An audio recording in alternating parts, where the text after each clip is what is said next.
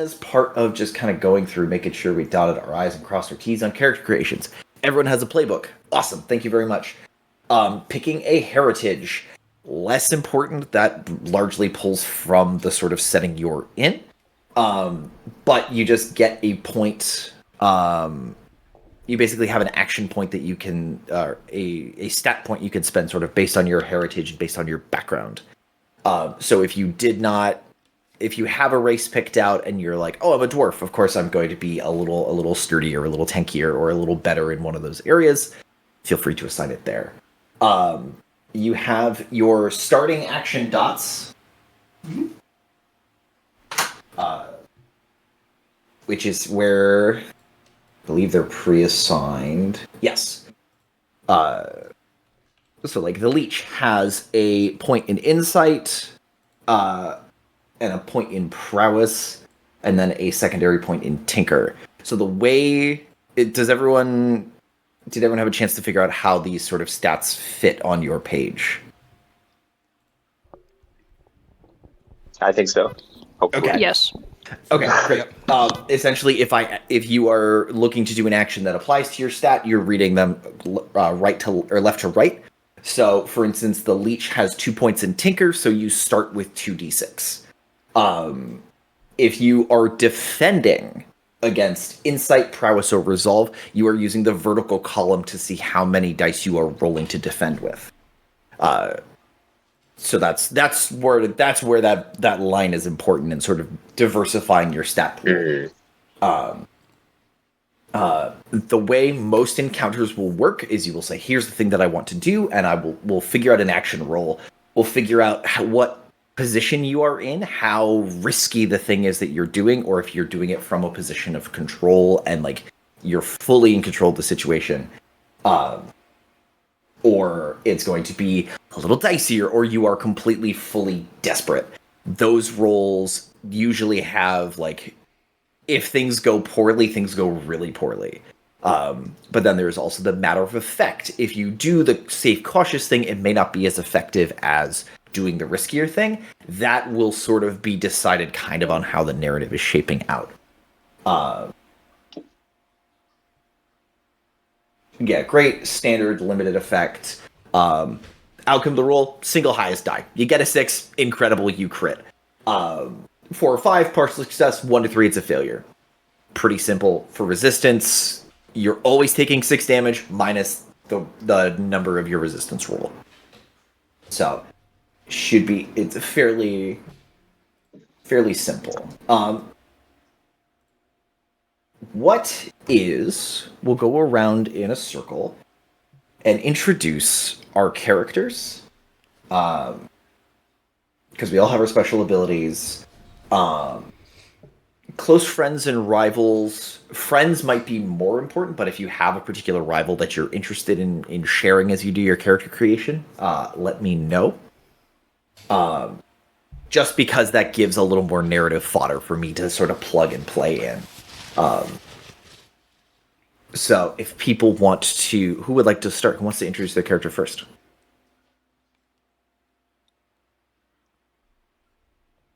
I choose you, Evan. You're muted. I apologize. I was muted again. I will go first. Hello, friends. I am Aldrich Templeton. I am a simple priest. You may know me mostly as the Shepherd. I wear a very gaudy a cassock, very fine and ornate cassock. Secretly, though, I have no ties to the religion or to faith. I could really care less. Honestly, it's about money and fame and controlling the masses. I'm playing a spider character, part of our crew. They are the mastermind kind of figures with the special ability of foresight that I can assist teammates without incurring stress upon myself. Mm-hmm. I have a friend. His name is August. I call him Augie. He is a famous architect here in the city of Kalau. But I also have a very crude rival, Riven. He is a chemist. He produces for me my hair dyes, but the one time he did an off black instead of jet black, and I never forgave him for that, and I I've told all my friends to kind of disregard his shop. And I've made it very clear that he is no friend of mine. Interesting. Okay. How did you end up with the Gartrano? How did I end up with the Gartronos? Well, How did you end up working with alongside them? And sort of put yourself in this... put myself in. I became a smuggler after I kind of left the church. It didn't really fit for me. I wouldn't believe in any of their fairy tales anyway. But I found a niche that you can slip a body, living or dead, inside of a coffin and get that right through that city walls. The Gatranos found that pretty interesting, pretty powerful. And it wasn't before long that they became a patron of mine, you could say. Kind of allowing me to live my luxurious life. And They call you in on an occasional job now and then. every now and then, when they need the real expert. Fantastic. Speaking of real experts, who would like to go next? The actual experts. Which of our hands dirty friends would like to go next? I'll go next. Roll. Okay. I'll go next. Yo, what's up, dogs? I'm Christoph Keel. You can call me Cognito, which is a really cool play on words. Cog, because I'm really into tinkering, and also cogito, ergo sum, which I think is ancient Faerunian for I think, therefore I am. When I wrote down my description, I wrote bony man, and I'm wearing an eel skin bodysuit. I went to the academy, went to school, but I did not finish school. However, I did take a semester in philosophy, which I like to remind people constantly in everything that I did. I am best friends with a dude named Veldrin, who is a psychonaut. Andrew doesn't actually know what a psychonaut is. I just thought that sounded really cool. So that is what I picked. But I have an enemy who is Eckerd, the corpse thief. Corpse thief. Christoph was interested in measuring the human body, weighing it before and after death, to see that if the soul was tangible, where does it go? Is there a marked change in the weight of a thing between living and dead? Unfortunately, the bodies that Eckerd kept bringing me were dead, which were completely not what I was interested in. So we kind of, hit it off in a bad way at that point. And I wound up with the Gartranos because when I left school, I couldn't do anything because I was really interested in philosophy, and no one wants to pay a philosopher for anything. And they basically became my sponsor, where occasionally they'll indulge me to talk about my sophomoric bullshit, while occasionally building things for them. So more of my tinkering they're interested in than my philosophical pursuits. But one day. Excellent. Your leech. Your spider. Derek or Alex, who would like to go next? I can go next. Okay. I am Celine. Let me find the name. Celine Duarte. So part of the noble houses. I have more of a stunted growth, so I was looked down upon by the higher ups of the family. But they gave me enough of a fund to start an art collection called the Hollowed Frame. And I sell art and buy art from the various families and dealers. There have been rumors that my art kind of influences the people around them. There's been note that I have been speaking to the art myself when there's no one else around. I have a friend named Eloise, a noble patron, and she believes that whatever is inside the art has been guiding her investments. My rival is Father Mornay, a priest who wants to shut down my gallery, who thinks that this art is commanding a few people for some reason. I joined the Gartranos by a few people realizing that there's something more wicked that I've been selling. I'm able to map out locations before I'm even there. Okay. And last but not least. Hello, I am Sonnet Malar. Some may know me as Harbor, a half-elven woman with dark curly hair, typically up in a messy bun, tan skin with many freckles, the signs of work outside. I typically on jobs will wear a cloak and sort of owlish mask and sloppy work pants, because I am not like these others. I am not afraid to get my hands dirty. I am the Lurk, an infiltrator. I can bypass security measures with fairly high ease. I was born here in Kahlo, part of a family of bakers and chefs. And nowadays I work as a butcher. A good friend of mine, a locksmith named Frake, is a helping hand once in a while. And my enemy, Petra, city clerk who is so in my business. And one of these days, she will disappear, and no one will question where she went. Incredible work.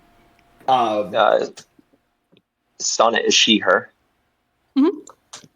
And is Celine? I'd go with anything. He, she, they. I did forget to mention, I joined the Gartranos as a helping hand to get rid of certain people once in a while. I don't usually do the killing myself, but I'm very good at disposal. Excellent. Okay.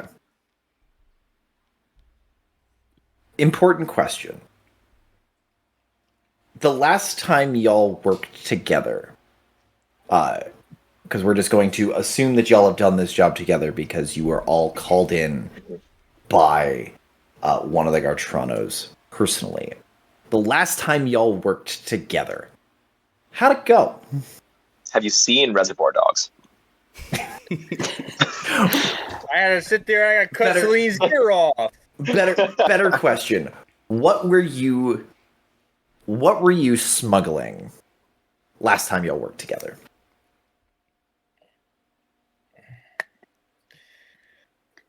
Well, I have a perchance for religious artifacts. Perhaps I was trying to smuggle some of them into the city. And sex toys. He said religious artifacts. He said what he said. Oh. About the crossover between the two companies. Is that a religious sepulcher or a supple sepulcher? Oh no! The supple sepulcher is absolutely an underground strip club. That is a necromancer's. Oh. Incredible. Add it to the list. Listen. This is world building at its finest. Yeah, it is. Okay. So everyone has sort of the rough idea of who they are and what their necessary skill set is. We'll get to Vice is more of a long-term thing, but that is how you will relieve stress as things. Other fun thing about this game, you always have access to all of the items on your character sheet. You can just only have a certain amount of load of objects. So you could say at the top of this, I'm going in with a heavy load, and then, oh yeah, of course I brought my crowbar. We try to not laugh about it, and we just move forward. But it's like, oh, of course I brought my crowbar, and then you mark it off on your sheet because it gets past all the planning and all the nonsense. So important. Let me do one quick roll here. Set things off. incredible. And I need one quick name. I'm so sorry.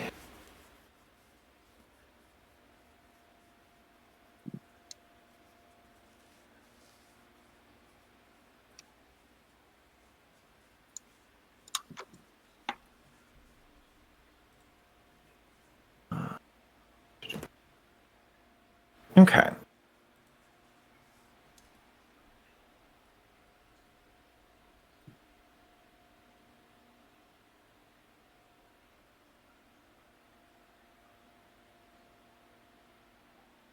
So, my dear friends, a little bit of background.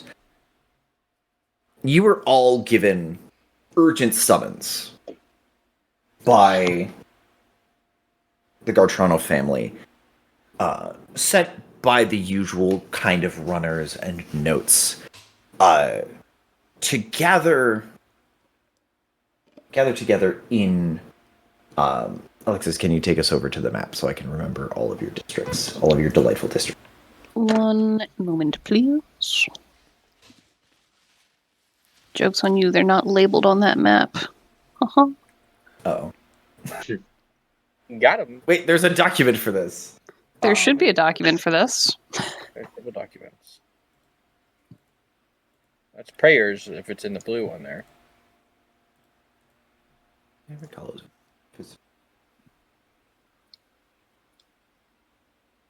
Yeah, blue is prayers.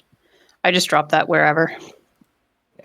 So you are all heartily encouraged to drop most of your possessions, drop what you were doing, and head up towards Flow, portion of the city where it's not like the Gartranos have a pretty strong finger on the pulse up here. Anything coming in out of the city by waterfront, that's where they go. And you are given you are not given an audience with Duralden Gartrano, the head of the family. You're instead met by a Goliath named Putty, who gives you in their short, grumpy message. There's VIPs outside the wall that need to be brought in post haste. And you are given a symbol to identify them as. It is a 5-pointed flower, the petals of which are all black, laced through with threads of veins of purple and a dark, acrid green. And the center, the center of the flower itself is a deep blood red. You are also instructed that these are the V in VIP is highly emphasized. They are to be treated with the utmost respect, and you are to aid them in their mission in the city if possible. That is all the information that you are given. We will begin.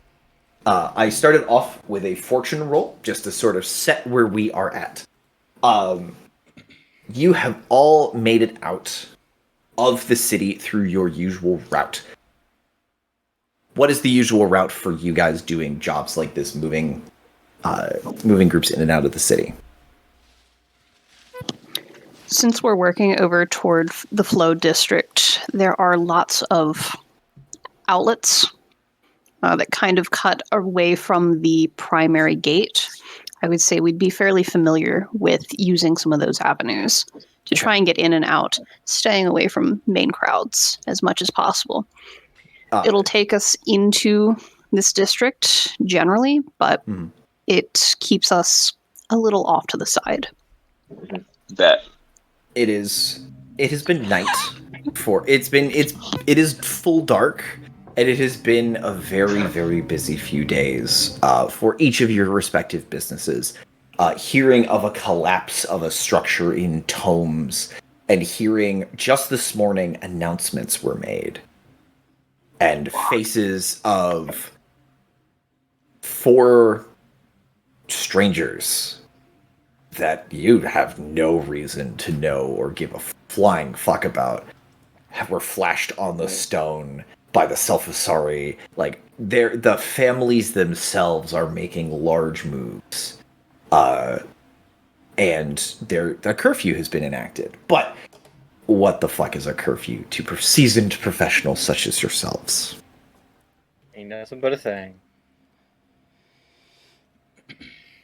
You all make your way out through one of these outlet gates, keeping off of the main docks, and you are able to find, because on your fortune roll, I rolled a 6, which is a critical success. So you get outside the city through your usual means, and you find yourself with an odd quartet of people that could not look more out of place if there was like a rampaging bull at the high society dinners that you sometimes see pictures of. These are 4 individuals decked in leathers with knives and other weapons sort of tucked away but not very clearly accessible products. And of these 4 individuals, only one of them is really introducing themselves to you.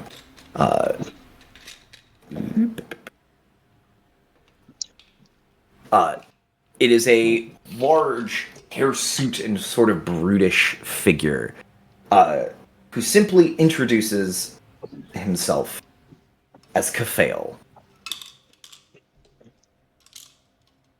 You the people that are supposed to get us inside? My dear brother, we are going to shepherd you into the city with all the grace that we can get. Are you the people that? Oh, wow, I'm picking up fucking Evan's accent. Do you have the thing that we need to see that you have to prove that you're the people that we're taking in? Oh, so eloquent as always.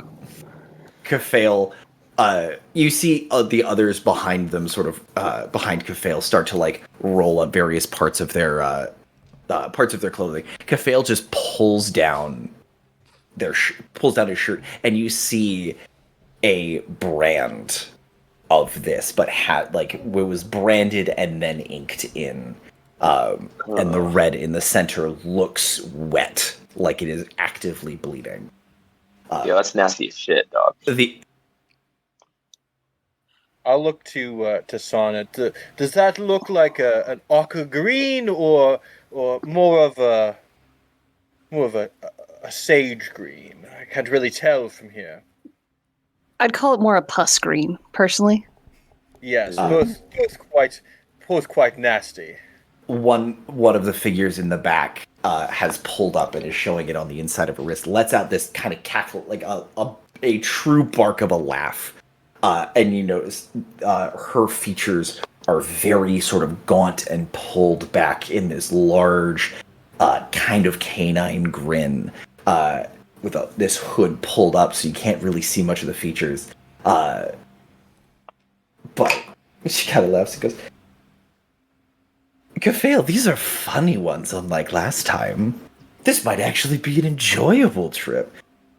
Stop, a guy. We're just looking to do the job. Go on. Lead us on in. The accent's infectious. It is. Just like the lad of Tavor, you know, he guides us, he brings us together, we find community in ourselves. Hallelujah. Kafale, how long have you been around? Did you hear the commotion? Things have gotten a little dicey. Is that going to be a That problem? mean our fee may need to go For up us, a no. little to compensate.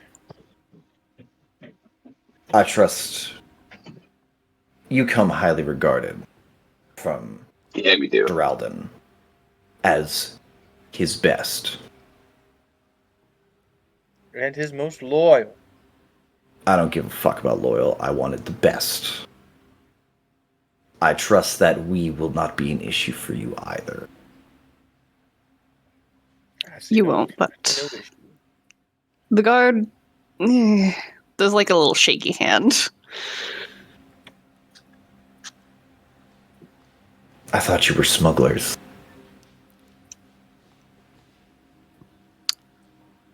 On occasion. So smuggle. Aldrich, do you have your boxes? You bring your where are your boxes? Oh, my coffins? They're back on the cart. I keep all You're of not them in my you're my not hearse. still getting those. Are you still getting those from Eckerd? It depends. You're still Sometimes they're empty and they're free, and so I don't ask many questions. As long as they're clean, mostly. he everything- uses plywood boxes.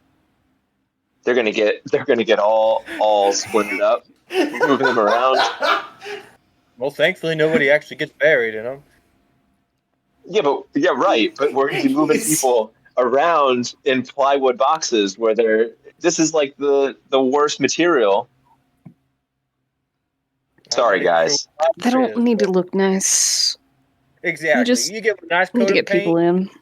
Nobody will ever tell the difference. One of the other figures who pulled down pulled a piece of clothing aside to reveal that flower symbol painted on a piece of armor in the chest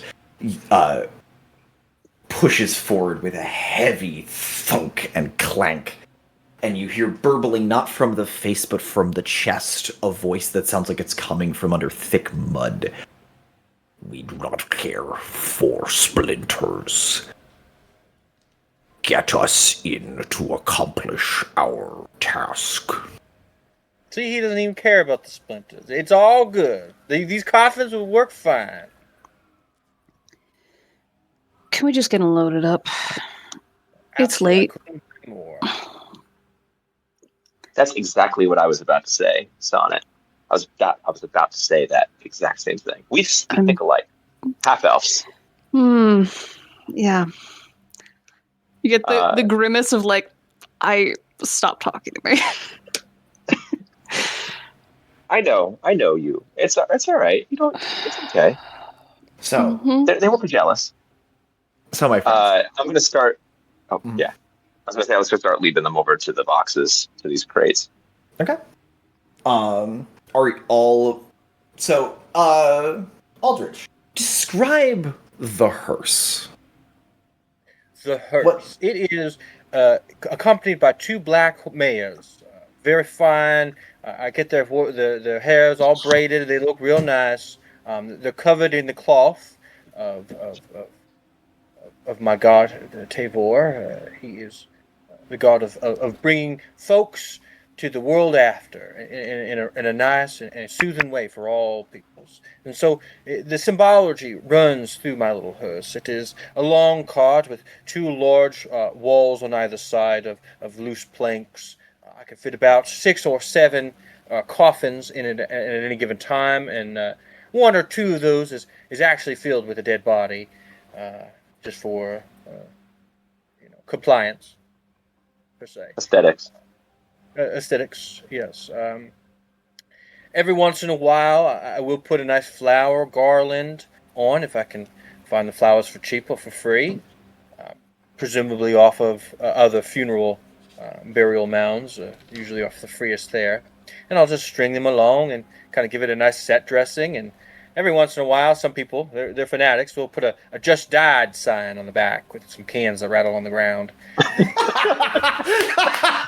Yes! Canon event. I'm now going to put that in my will to have that on the hearse. Please and thank you.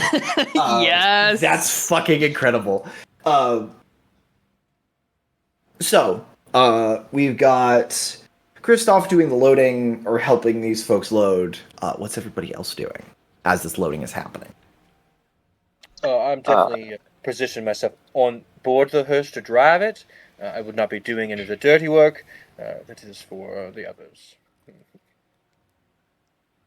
And there's an area on the back that I have completely ignored his attempts to make this look nice, and I've like butchered it. And I've like installed my own little section.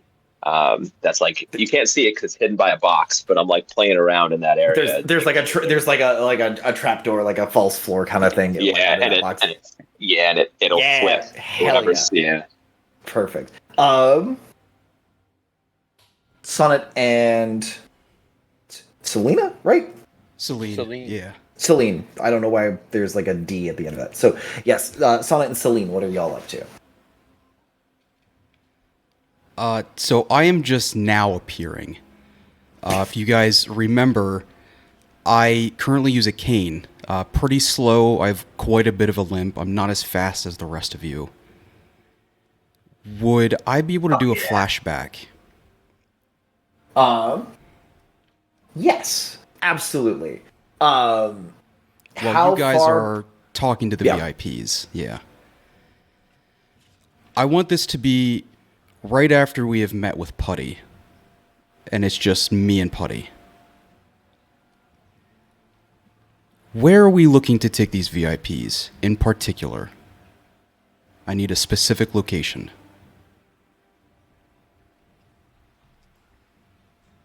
Putty kind of looks around.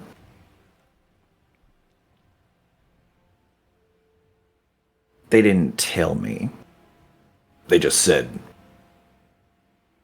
get these folks in. They're looking for someone. Purple tiefling. Any name? I heard Geraldine talking to their boss. Vox, I think. Vox. Any idea where Vox stays at? Or Do you have any of that? locates? No, but the gardener seemed to think that they could find him on their own. So you just follow him, keep him off the streets, keep him out of trouble. And Putty kind of leans in. Actually, Putty looks like Putty looks like he's about to say more. If you would like to push, on that, we can make a roll of it. Yeah, I'd like to push on that. Just staring. Give me, yeah. How do you push for more info? Yeah, just staring.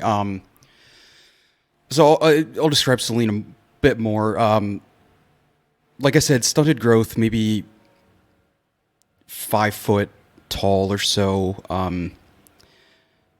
Wears just black clothing, tight top with a little bit of velvet, flowy pants, but you can see that the right leg, there is nothing below the kneecap, and is using this silver cane constantly to get around. Long, flowing silver hair, some early graying, even though they seem to be maybe late 20s. And the eyes are milky white, almost cataract, with swirls of the original hazel eye color. And is just deep looking into Putty's eyes.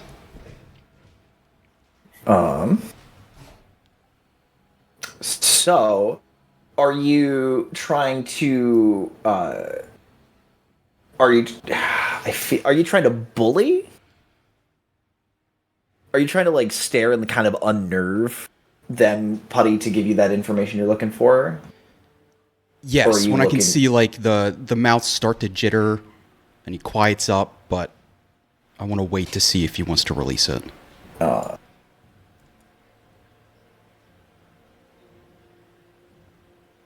So, I'm going to say this is a controlled situation because it is relatively safe. Okay. It's not really like a life or death situation right now. But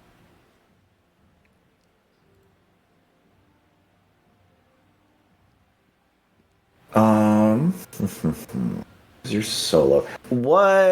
If you want to, so if you went into like the spooky side, like trying to like lean on that spooky mystique, even just like the reputation you've got. I would, yeah, you could roll a tune, which I believe your base stat gives you a +1, gives you 2 dice. But if you have another option you would use, I will happily listen. That's what I'm maxed out on. Let's do a tune and let me dig into it and see if I can spot a nearby ghost to just Okay. rush Great. straight through him. So for every pip you've got, roll a d6.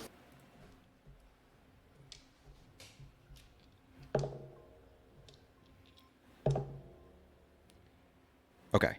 I have 4, so the highest was a 6. Your highest was a 6. Yes. Yes. Did you roll more than 1 6? No, just 1.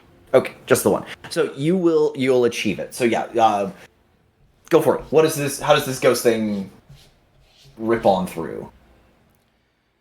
So Putty just sees my eyes just staring deep into him, but I'm not, in my head, I'm not looking at him. I'm looking at the surrounding areas as I see various specters kind of appearing around, and I compel one of them to just rush straight through Putty, leaving just this freezing cold as they pass through.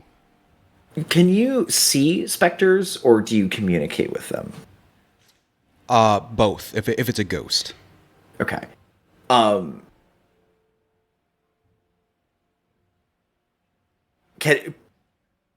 have an idea for a narrative twist on this. Okay.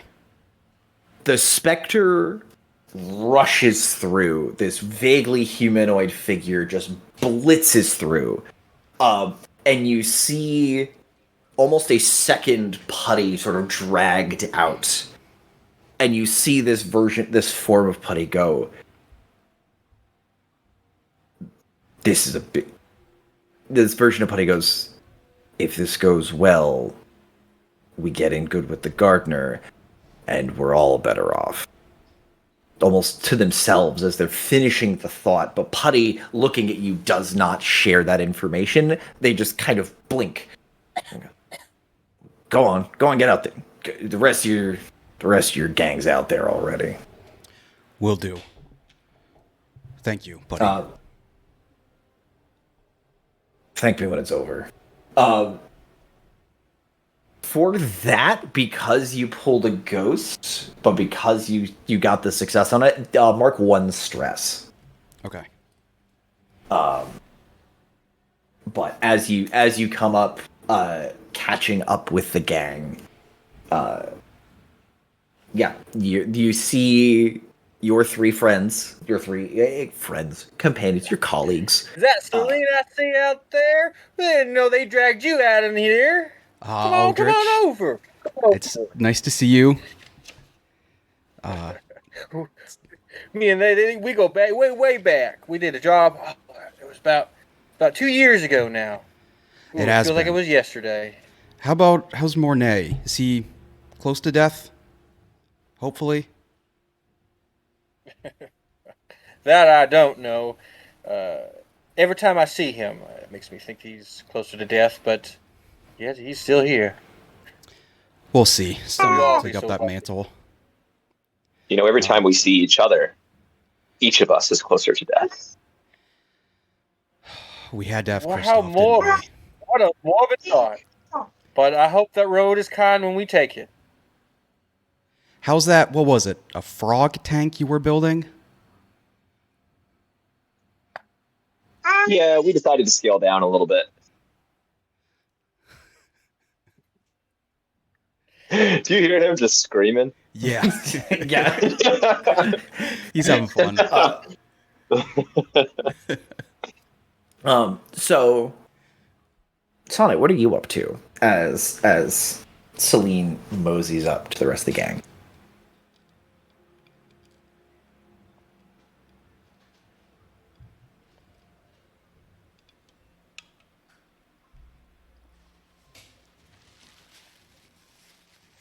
Perhaps nothing.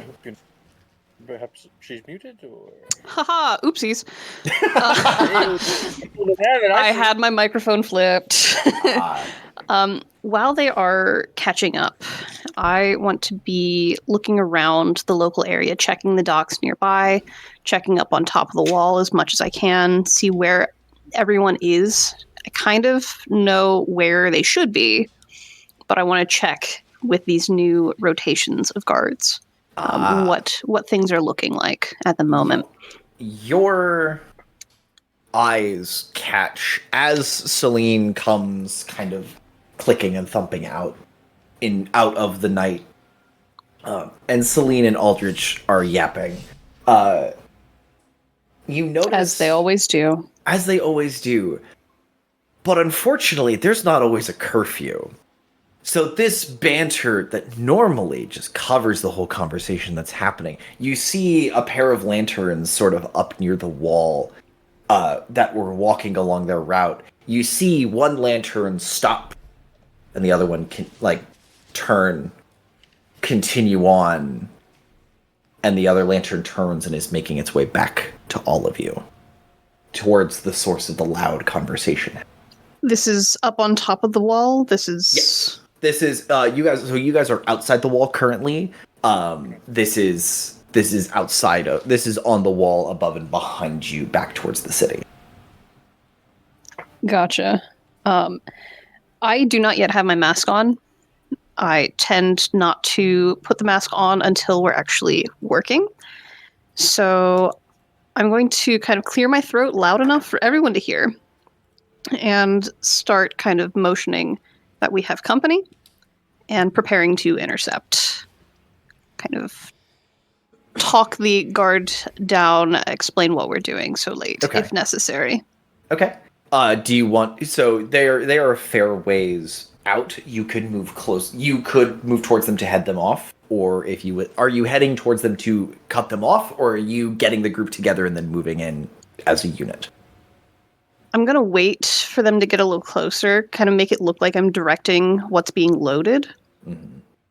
And then as the guard gets closer and looks like they're trying to approach us, that's when I would go to intercept. Just kind of meet them off, because everyone else is busy. We can't slow things down. We're behind schedule.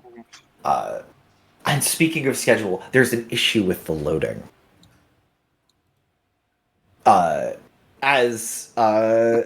As Christoph and Aldrich and Celine are sort of all together, you see the large armored figure who had been a little pushier to get inside.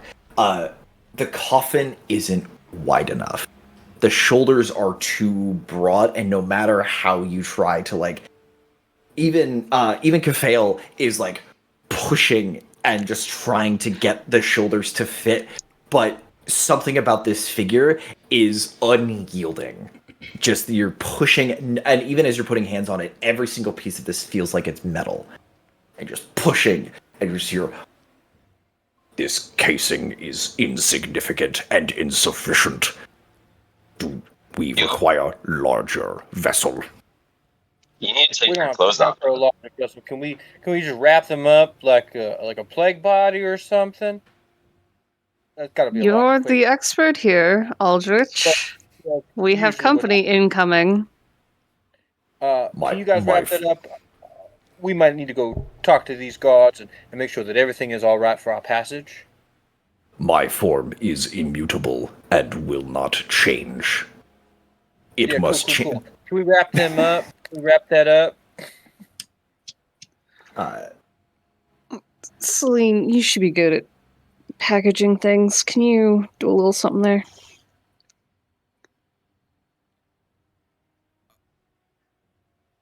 Yeah. I mean, in the time that I've spent trying to package art and sculptures, is there anything I can help with? So do you want to take point on wrapping our esteemed guest? Yeah. Okay. Let me try that. So go ahead and give me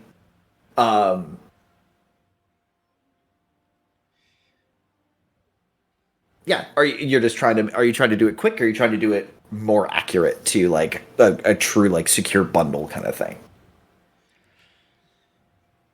Because if you've got if you've got a stat you'd like to use for it, by all means, let me know.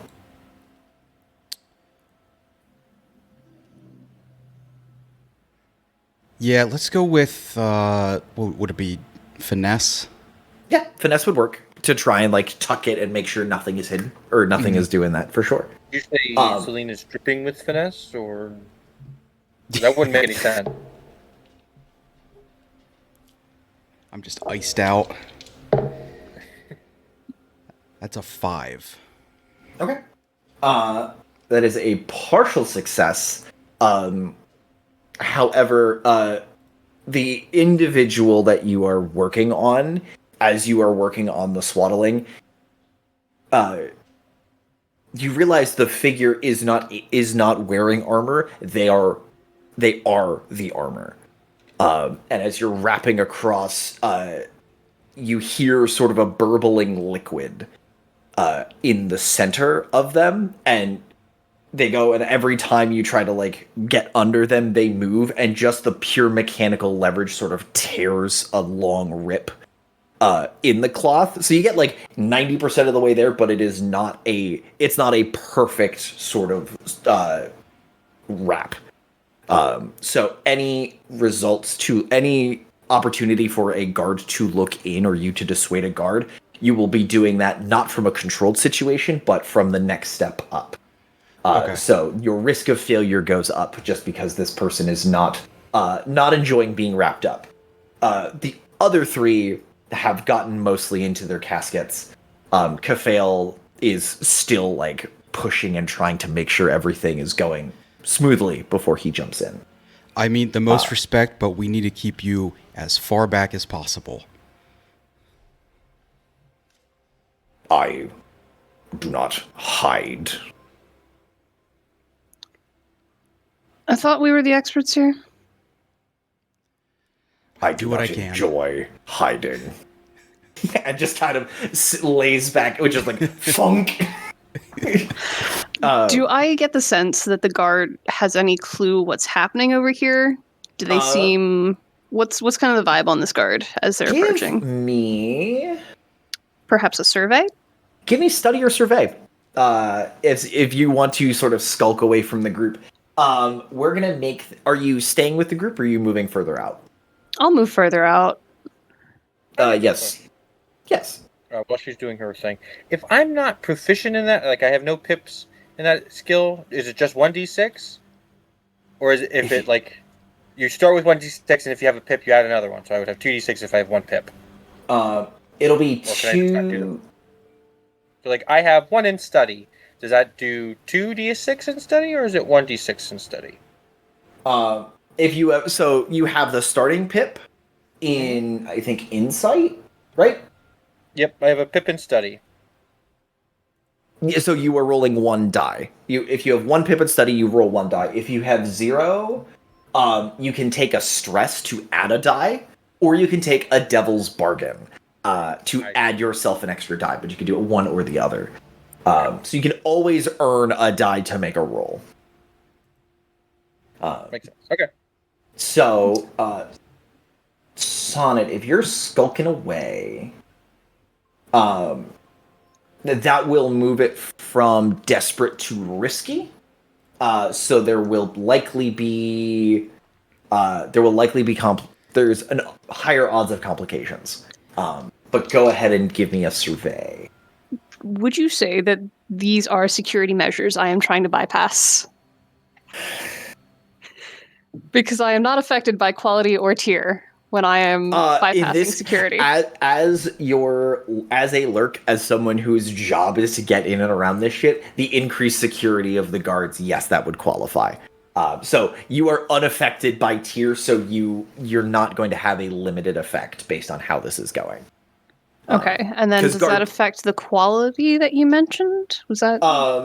That is your position. So controlled, risky, and desperate are your positions. Quality is sort of how good your gear is, and that in turn determines the range of your success. I see. So if someone else went to go talk down the guard, they'd be like, guys, it's a fucking curfew. Like, it's harder for them to tell the guard to go fuck off. You are unbothered by that because of your special ability. I see. Okay, thank you. So that is a 4. That's a 4. A mixed success. My vibe check.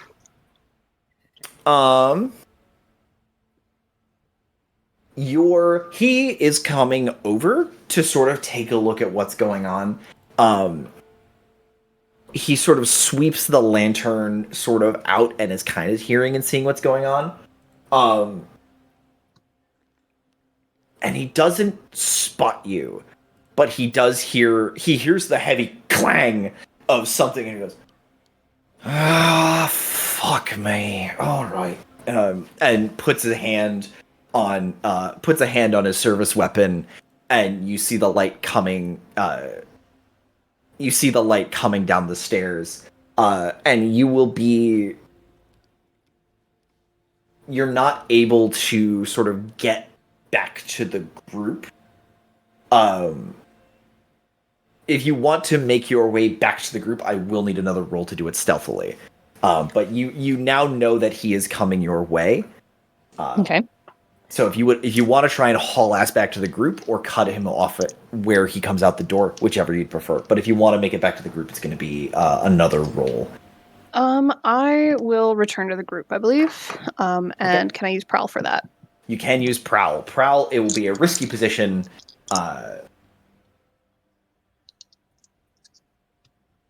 Okay. And then if I push myself, that gives me 1 more die. You add a stress. You take 1 stress, but add a die, or I can give you a devil's bargain. Which means what? I give you I will give you the die, but if you fail, there was a complication. There is a increased downside, but I can give you the die for free instead of taking stress. And you had mentioned that stress we can relieve by checking with our vice. Indulging your vice. Unfortunately, there won't be a lot of opportunity for that in this, but in combat, weapons deal stress damage. If you cannot take stress, you take injury. I see. That was going to be my next question is, like, what does stress build up to? Yeah, so, like, you've got your hold on, pull up 9 pips. Yeah, you have for stress. You have all that stress, and then once that stress is full, that is when you start taking different levels of harm and trauma. But that will clear that sort of load out. Okay. I'm feeling a bargain. You're feeling a bargain. Excellent. Feeling a bargain. Do I get to know what that looks like? Yes, I give you the terms of the devil's bargain up front. And then you can attempt to negotiate, but the GM has final say on what the terms of the bargain is, and you can always deny it. You can always refuse it. Okay. If you fail, you will be spotted running back, and the guard will call for help. And he will call for backup, and it will no longer be just one. He will not ring the alarm and wake up the whole damn city, but there will be more folks coming if you make this roll and do not succeed. So when you say failure, is that like complete failure, or is that a partial success? I'm gonna say we're gonna. Do I have to get a 6? You have to get a 5 or a 6. 5 or a 6 across 3 dice. Across 3 dice. If I am heading back through, making it seem like I'm rushed, panicked even, would he call for help? If it seems like I am trying to gather people because curfew is hitting. Or would he try and just directly confront me? He would see motion outside, and he would call for backup. Okay. That approach might work once you get the gang together. But this is just you will be spotted, and he's going to call for backup. In that case, I'm just going to take the stress. Okay. So how many stress is that? One stress? Should be one stress if I remember correctly. All right. Cheat. All right. Well, I got a 6 anyway. If it says 2, it is a 2. Yes, apologies. 2 stress? Sorry. Nope, you're good. No, it is that's 2 fine. stress. Thank you. This is why I ask questions. And I appreciate the high literacy rate in this room. So yeah, I got a 6. Okay. Did you get more than 1 6? No.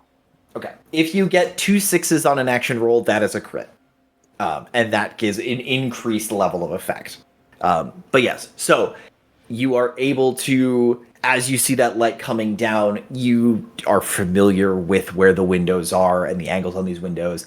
And he steps to go down the second set of stairs and you gun it. And you get back as you see Kafael sort of pulling himself in and just digging his nails into the wood and just dragging it over and pulling it down on top of it. All right, friends. So it's time to get moving because we are about to have company. If anyone would like to help me dissuade them from coming over here, I would greatly appreciate it. Somebody should be driving while we do that. The gods. Since one of you, Celine, I trust you the most. You hop up on there. I'll give you a hand if you need it. You hop up on there. You start driving this hearse away. I'll go talk to these gods. I know a few of them myself. They frequent the church, and it's quite. It's almost like a family reunion. You know, every once in a while. You know, the gravedigger's work never ends. I've come through the city many a time at night. It is. Great, perfect. Let's go. Grab hands and just start pulling people, trying to make it seem like we are, in fact, heading as we should be to make curfew. I'll kind of position myself in front of the hearse, you know, hands folded over, very steady pace, almost very solemnly walking towards the gate, as if that is what I'm supposed to be doing. Okay. Making your way up to the gate. It's an easy. The horses, the mares themselves are really just used to this pace. They fall into it unbelievably easily. Celine, you barely have to fucking do anything. The horses kind of walk themselves. Real quick, Christoph, what are you up to? Yeah, I was working on this on my contraption here, but now as we're kind of getting to move and whatnot, is there room in the front? I'll leave room. I was gonna say, I feel like it's a 2-seater at least. Yeah, I'll head up there. I'll be the wingman. I don't know necessarily. I said Christoph gets up front, but all right. Real quick, how well are you covering your tracks on this false platform, buddy? On this false bottom you've got in the back. How well have you hidden it? I like to think very well because it's all that I've done. But will you require a roll? Because I would love a roll. I feel like Tinker or Finesse. Oh yeah, good. I feel like Tinker to sort of build it. It's going to be collapses. It's going to be Tinker. Yeah, hell yeah! This is a This is a controlled position. Okay. Is there a way... that is a... Go ahead. No, you go ahead. It's fine. I wasn't in the middle of a roll or anything. I rolled a 6 and a 4. What was your question, Derek? I wanted to see if I could add on to the VIPs in particular to use the spirits to almost act as like they're completely passed out, to scare them so much that they're just out. Like there's no sound at all from them. What if they just start screaming? There's a ghost in this coffin with me. Well, technically, if we kill them all, put the bodies in there, and then revive them on the other side. If you would like to attune, to do that, that is, I'm going to say that is risky and or desperate. So if you want to save that move for later, but that has some very unintended side effects because of the folks that you are currently carrying with.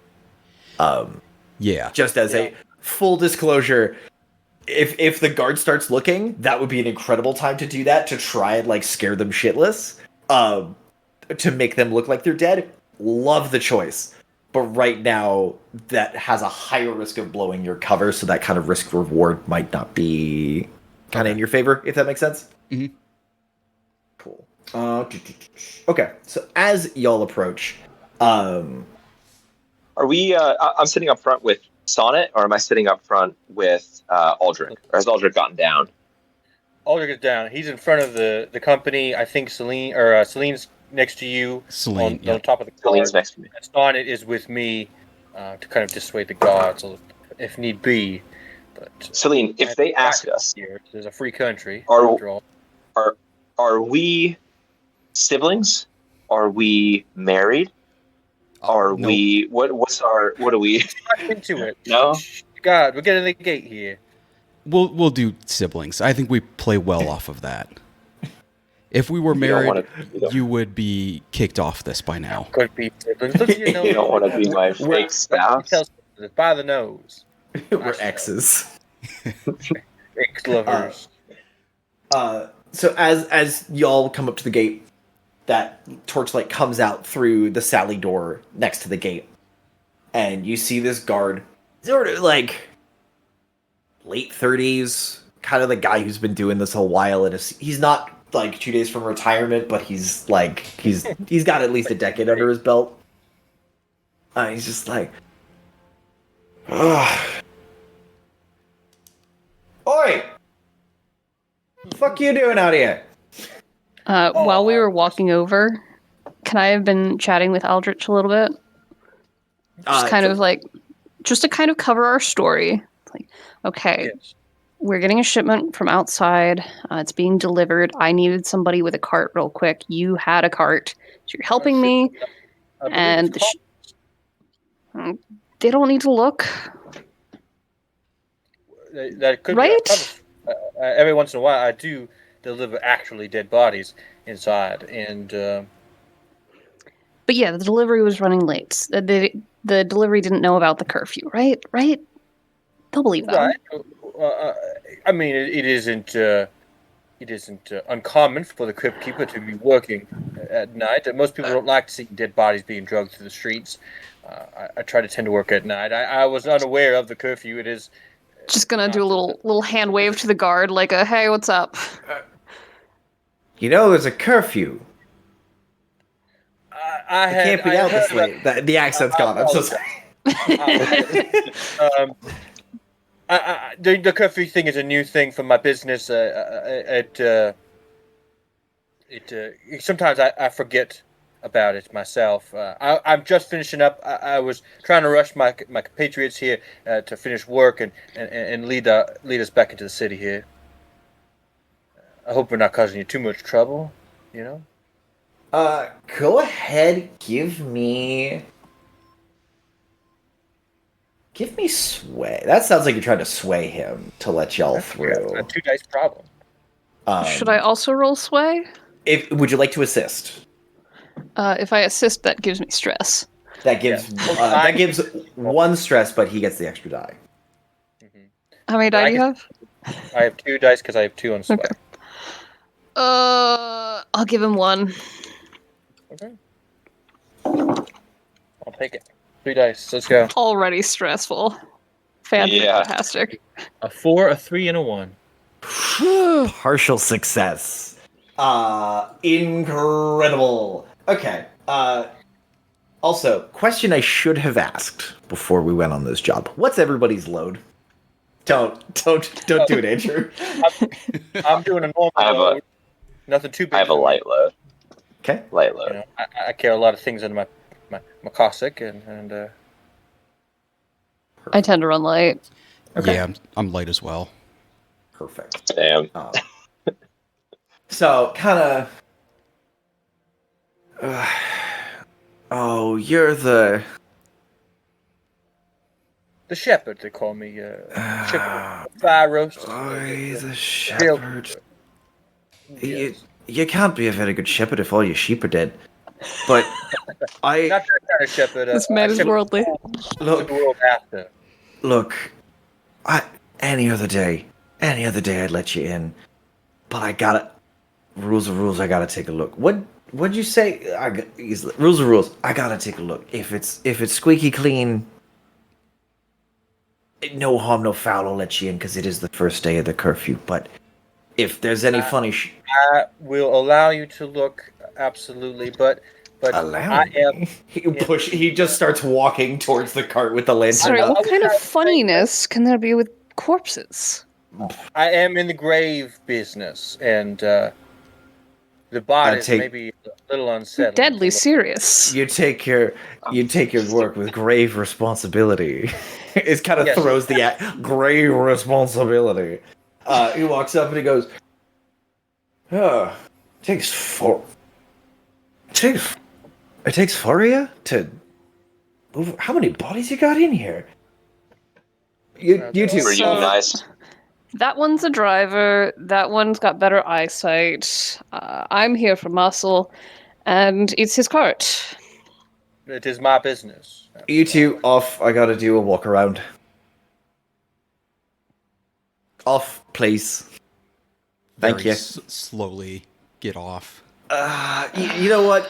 Making I'm gonna get off the cart. really, really fast. I'm gonna do a 360.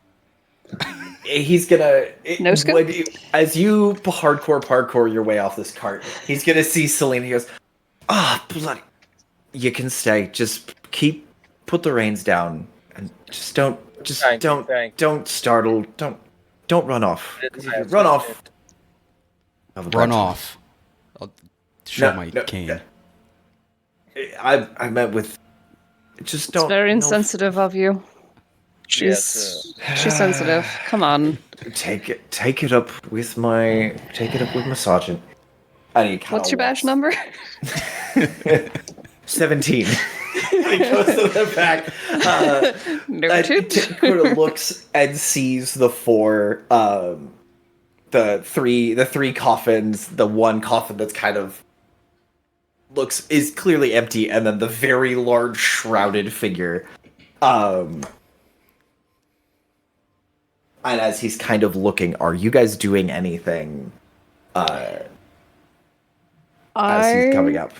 I'm gonna start recounting a list of the corpses. Kind of add to this story of okay, so we have a warrior. I think there's some kind of paladin, but I don't quite remember. Hence the armor. We had this, that, and the other thing. Just kind of giving. dog. Huh? And the stiff in that third box there has the worst case of syphilis I've ever seen. These coffins aren't the nicest. They are all bound for the crematorium to kind of burn away the disease.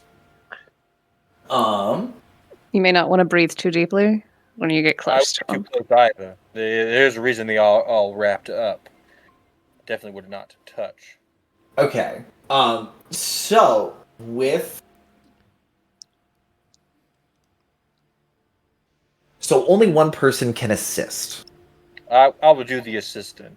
Okay. It is my first after all. Can I get a sway? This sounds like you're all trying to sway this dude and kind of keep him from looking too close. This is a risky position because the arm is still exposed.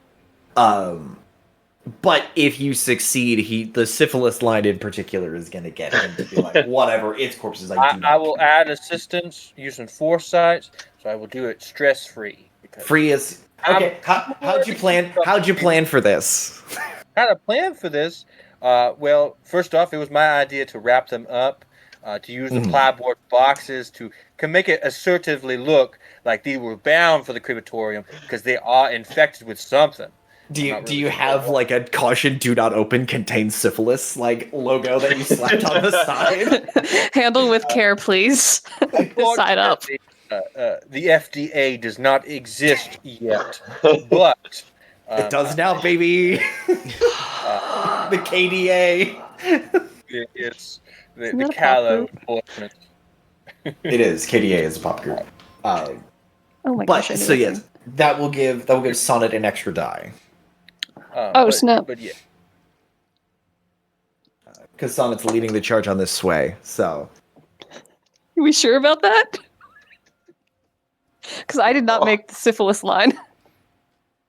you're the one leading the charge. These guys are just throwing in lines. I rolled 2 ones. Oh, I should have been doing this all. He kind of dude. looks down and goes, I don't usually get spotted. You said he's a warrior. I think so. I don't yes, let me look too clarify. closely at them.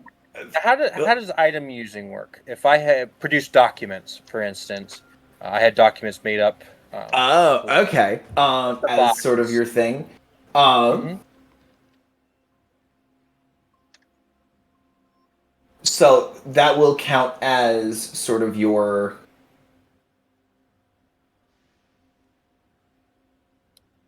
Yeah, so that'll be one of your load. So you'll check that off to have those documents. In this case, I will permit a reroll as he's like, I'm no longer looking at bodies that may be covered in syphilis, and I will let you do the sway. Okay. To sort of follow Excuse in. me, sir. Yes, if you give me a moment, and I'll kind of reach to where the seats are and kind of lift them up and grab a stack of paperwork. I'll kind of sift through it, look for ones that kind of resemble the bodies, and grab those couple of paperworks and put the piece of paper. I do have documents for all of these bodies. Hopefully, Okay. this will kind of help speed things along. We do have to get inside. Like you said, there is a curfew ongoing. So go ahead and make a sway with Okay. desperate position.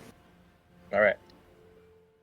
Because if this does not work, he's calling for backup and arresting people, and you I guys got a might 4 have to and get a 2, fined. Okay. so 4. It's better than a 1. Better than a one. It is better than a 1.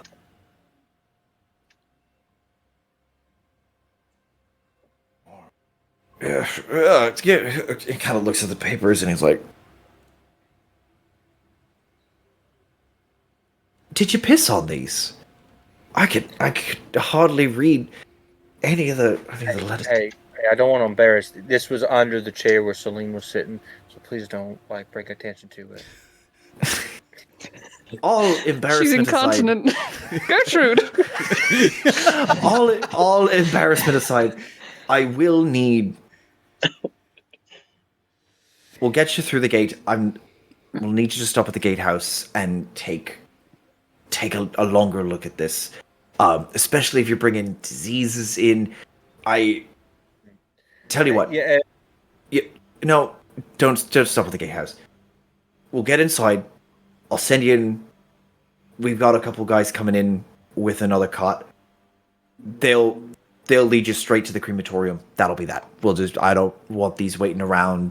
We just need to deal with these before there's a health crisis. It's bad enough with all the rabble outside the south gate. exactly. Agreed. They couldn't made a finer guard than you. You have blessings upon you, my brother. And we'll quickly get back onto the cart and head for the city. I'm just going to be walking behind the cart. Mhm. Just to make sure nothing falls off the cart, obviously. You pull up to the gate. The guard sort of goes through another sally port, and a one cart-sized door sort of opens up for like mid-sized sallying instead of just people. And the cart does go through, and there's another trio of guards sitting in a cart with what looks like large bags of some kind. You're not sure if it's trash or corpses. There's just large piles of Oh, stuff. hey, you too? And the three of them are sitting there, and then one goes,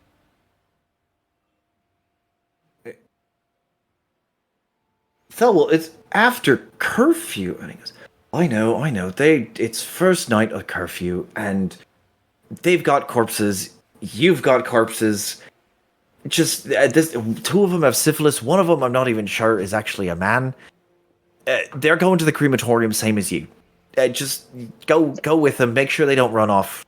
Guzman, hop on the back of the cart with these two in case they run off. I'm not really feeling it right now, but Did Look, you you've already got syphilis. Just get on the cart. did you all want to put your corpses on a cart as well? It might make it easier so you don't have to carry them. Yeah, we'll just do one big cart. Oh, we're already loaded. And he he jerks a thumb back. He goes, "These are all the rabble outside the south gate that are they're just dying to get in." And the guy in the other side of the How long have you been waiting to say that one? He said it for the 4th time in an hour. He's tried it on every person who's gone by. You should go into comedy. I think you'd make a killing. No. Ah. We're all comedians when it comes to the dead folk, but I bet they ain't laughing. Is Well, I hope anyone? they're not. No one else is in the back of the cart, correct? Not at the moment, but once we get moving again, Kristoff is actually going to climb back to talk to the guard. Okay. To strike up a conversation. Okay. Kristoff, as you are standing and moving your way back, and Guzman hauls himself up in, he's probably half dwarf, maybe. He's rocking that sort of middle height range, or he's just a real tall dwarf. But he sort of hauls himself in and goes, "Ugh, at least your corpse is a little better." And yeah, Guzman, that's your name? yeah. I have a question for you. I've asked the others this question, and I've gotten different responses, surprisingly. And I want to see where you would fall in this scenario. What you would do in this scenario. Are you ready?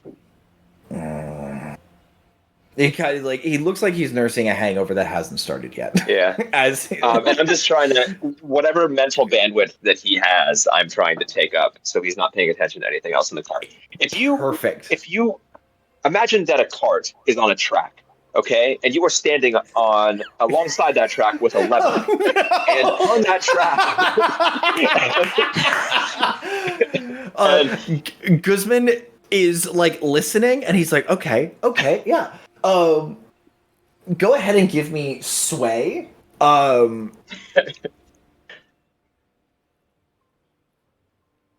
With sway at a risky position.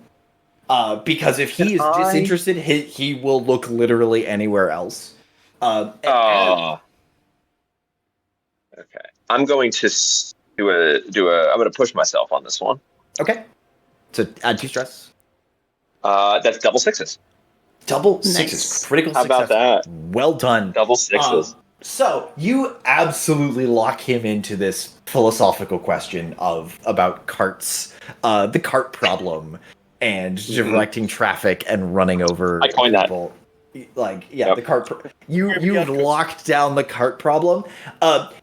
He does not even notice that the 4th coffin, the one that contained an individual that only showed sort of a pendant with that symbol, is leaking.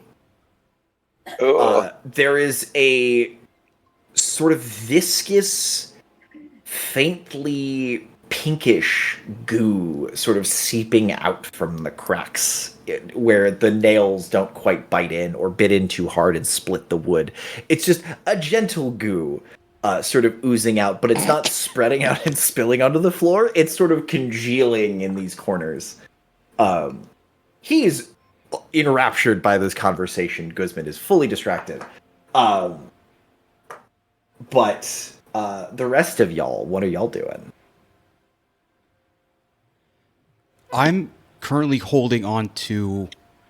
I carry a few jars wrapped in cloth, so they're not as loud when I'm moving, but just waiting for that sneeze that is eventually going to come from the supposed corpses, in case I need to act on it. Sorry, I just farted. Okay. Celine. Okay. Aldrich, what are you up to? I'm kind of just sitting at the front of the hearse. First off, looking for more guards or more people spotting us. As I'm assuming now we're going into the city. Yes. Kind of looking for the place to find an excuse to maybe separate from the pack. Oh, I forgot something, or is there any like side streets or roads that may lead away? Um, a lot of the main streets that are being sort of lit. Yeah, you're following the guards' cart of corpses, working their way sort of around the noose. They swing west towards the most western, sort of northwestern corner guard post. Chat a little with the guards. Mention that you guys are going with them. They're if you want to just follow along with them to the crematorium, if you're being model citizens, there will be no issues along the way, minus a sneeze. But with that critical success, Guzman is locked in, and is now asking about a problem that he heard about trapping a halfling in a box with a vial of poison. Is the halfling dead or alive? And like asking the questions, like you don't know. But is engaged in more of these philosophical conversations. But if you want to try and break away, Nah, it does not seem worth the risk. I don't want any of the guards quite yet. okay. I think I will follow them to the crematorium. That seems a good place to dispose of any accidental bodies, should they come up. Should they come up? Okay, so yeah, you run all the way through, sort of chugging through. You pass through roots where they are doing sort of a dead check, scooping up any remainders, and then through roots, and then start making your way further south, and then up. They do move you up into the second tier on their way to the Grand Crematorium in Prayers, where all the dead go to be burned and left on their own.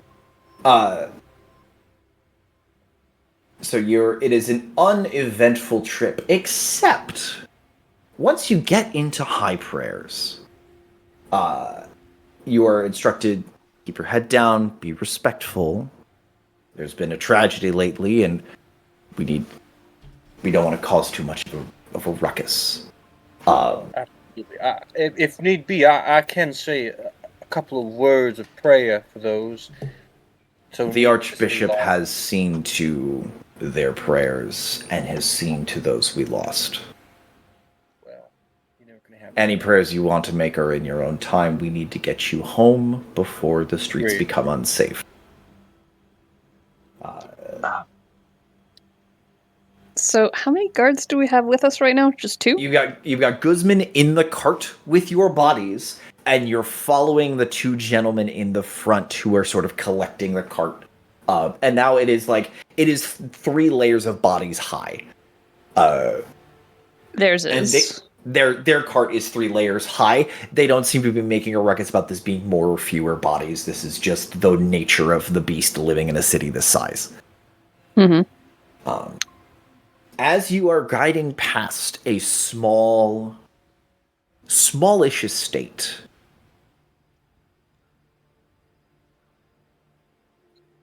you start to hear like deep sniffs.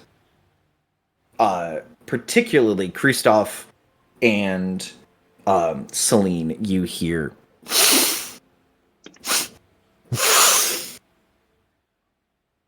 coming from one of the boxes.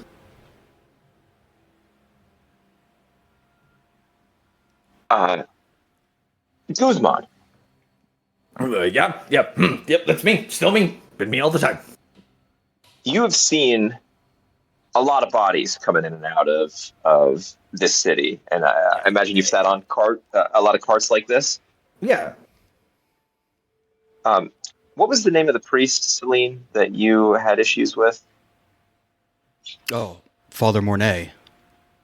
That's right, Father Mornay. Okay. Has Father Mornay ever offered to buy any? As you've been passing through town, has he ever stopped and been like, "Hey, you have a couple extra? Do you mind if I take a few off your hands?" And not the. I mean, he kind of looks like he's about to say something, and looks up to the other guards. And it's like, I shouldn't. Oh my gosh, he has. He's done it to you too. He's done it with us. Do you know what he does with those things? I can't. No, officially, all bodies are taken to the crematorium and dealt with in the grand crematorium way. Sent up and burned to be sent up and burned in Seirani's light and grace, and their ashes are sent and scattered to the winds to fertilize our and you get the feeling that he's kind of going off like a recitation of like, no, this is the boilerplate spiel we give when we take your child's body and just like leave. I'm just saying, bro, like it is disgusting what that man does, and I think just based on some of your answers that you've been giving me with all these different cart problems, you're a moral dude. And you know the difference between right and wrong. Yeah, I'm a more. Go ahead and give me sway. Try and convince this man, unless you've got another stat you want to use. Can I do what's consort? Is that just with like friends of mine? I purposely loaded that one up instead of sway, but I don't.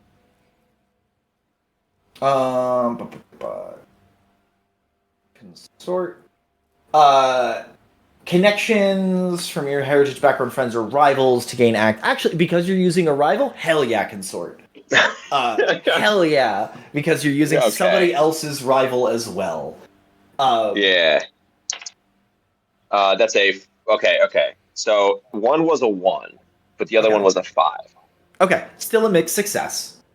Okay.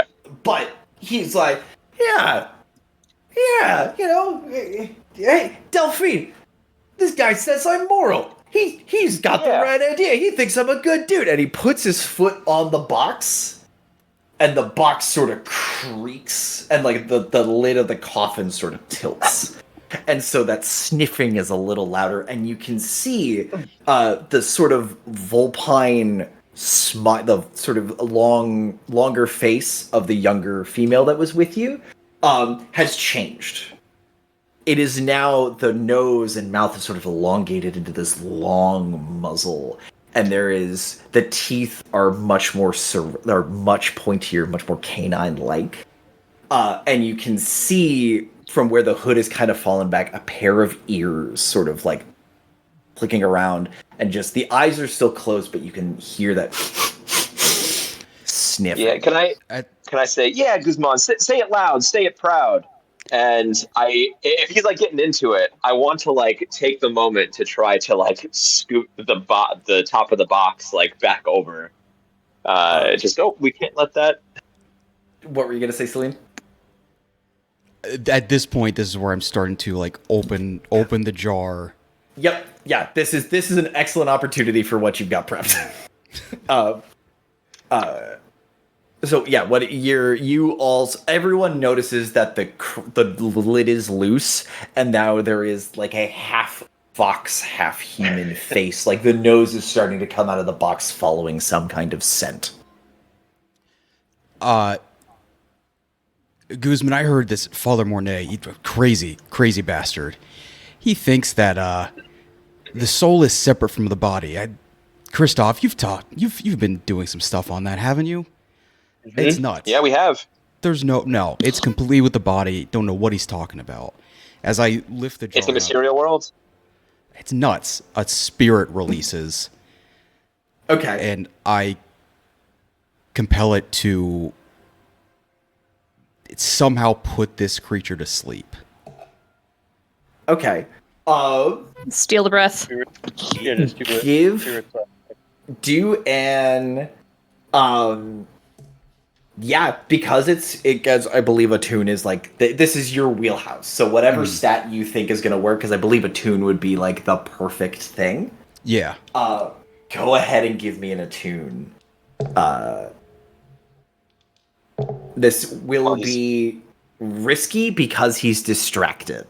But things could go south. My vice is to be annoying about intro to philosophy. Do I get any of my stress removed? Having talked about the trolley problem. So vices are like you go indulge in faith or gambling or sex or like it is a downtime activity. So I'm Philosophy is gonna an all-time activity. correct, but indulging in it and being I annoying understand. about it, you are Yeah, job focused that's right fine. now. Yeah, that's fine. I okay. appreciate the angle, but yeah, right now you are actively in the job, Mhm, and that's so it's fine. hard to get stress back. What'd you get there? 2 6s. Oh, crits! Incredible. So, describe for me what happens because you are going to get like increased effect. Guzman's not going to notice. You can essentially set this cart as you see What if fit. you put with your current Guzman to setup. sleep? Whatever you wish to do with that intended putting the sleeper to sleep, putting Agi to sleep. Yeah, no, that's a good idea, but no, my intent was send the spirit to Augie and just complete fear. They just see it's just a complete nightmare and they pass out. So what does the spirit look like to you? Because I don't believe no one else will see this. But what does the spirit look like to you as you set it out? I'd imagine it's separate from a ghost itself. This is more of like an ethereal kind of like cyclone that I can see just burns of like bluish and white appears from this glass jar and moves itself directly to this body and just envelops inside of it. Just it swirls in, and as the nose comes up and does that inhale, the spirit just like some of it slips inside, and then you all from the outside see like that catch the eyes, and the body stiffens, and then just like falls back into the box, and this weird, odd wind from a direction that it shouldn't come from kind of shuts the box. Guzman's like, "Oh, sorry, didn't mean to bother your sleeping friend there. But yeah, I'm a decent goot. I'm a moral, upstanding citizen. Moral, upstanding citizens don't get syphilis twice." And you're like, yeah, whatever, Guzman. It wasn't syphilis. I've only done syphilis once, and I got it taken care of. I'm inoculated. I think that's the word. Yeah. I'm no doctor, but I think that's how it works. Right. They get me. You guys get it. You guys, yeah. They're dicks up there. They mean well, but they're dicks about it. So while I'm trailing behind all of the nonsense going on in the cart, my mask is down, and they are dark sight goggles. Okay. So I would like to be continuing to survey around us to see if we've drawn any attention, see if people are peeking out windows, that kind of thing. Who's going to notice? And if we start slowing down behind the other cart, who's going to pay attention? Okay. Go ahead and give me a survey check. Or go ahead and roll survey. This is again right now it's controlled. You're in a controlled situation, so it's less if you fail, nothing bad will immediately happen, but you won't necessarily get a lot of information. You can either try a different approach or try again and make it a risky approach. I got a 6 and a 2. A 6 and a 2. Perfect. So with your 6, you are seeing, honestly, no one's looking out their windows, which is weird in a city this big. Everyone has kept their doors and windows shut and barred and locked. You do notice a decent number of gargoyles on patrol, more than usual, but like it kind of makes sense for curfew. What's also odd is bounding from rooftop to rooftop are large dog-like shapes. Running like dogs, but when they leap, they stretch and wings kick out, and they are moving from roof to roof to roof. From roof to roof to roof, I see. Rough to rough to rough, in fact. You see 4 different packs of these things along your walk. The third one of the third pack that comes by is about 4 or 5 of them. The largest one in the group sort of lands and stares at you, kind of sniffs, and you see a house symbol dangling from the collar. You see, yes, the Alfoza crest dangling from the collar. But then you hear a quick whistle. High enough that only because you drop back from the cart, it's lost in the noise of just your cart being the loudest thing on the street. But you hear the whistle and the head peeks up and it runs across and dives across another building. Is that whistle something that I can remember? The tone? Yeah. Like in the future, if I wanted to try and replicate that. You could certainly try. Okay. But Good it to is a larger kind of problem. So But are any of these groups kind of trailing us? Or do they Not- seem like they're just on a patrol? the gargoyles are on a patrol. The Alfoza dog packs are hunting something else. Okay. They are working, but you are not the job. Game recognizes game. These folks are out causing ruckus, and you're not the ruckus they want. Especially getting called off like that, they're hunting for something. Okay. So we're not their focus. You're not the Is focus. the main question there. You've got guard attention, and that seems to be enough to keep most things off your back. Okay. But as you all continue through High Pages, past a place that, particularly you, Aldrich, you know is the Archbishop's house, her estate, moving past several of the other larger religious buildings. You do come to the Grand Crematorium, which is not a cathedral like one would expect. It is sort of tucked up against the back of high prayers, sort of buried into, almost like sunk into the wall, where leading up goes to the peak. And it is just a squat, simple building, unadorned in any colors or religious banners. It is almost utilitarian, like brutalist, just this cinder block of a building. And just written above the door, in flames, all are returned to equals. And the guards they pull up to there's a single door for individuals, and then there is like what we would call a loading dock. There is a offshoot area for dumping these bodies onto a large metal platform. And as you pull up, Guzman's like, "Oh, that's our stop. We're almost there. Look, you guys have been great. If you want, I can talk to my guys and we can see about giving you a hand with yours, because like our bodies are just like, they're in bags. They move pretty easily, but we can help you with these." I was going to offer the same offer. I was going to offer my folks, these paid hirelings, to help you move your bodies, since you guys have been so gracious to us.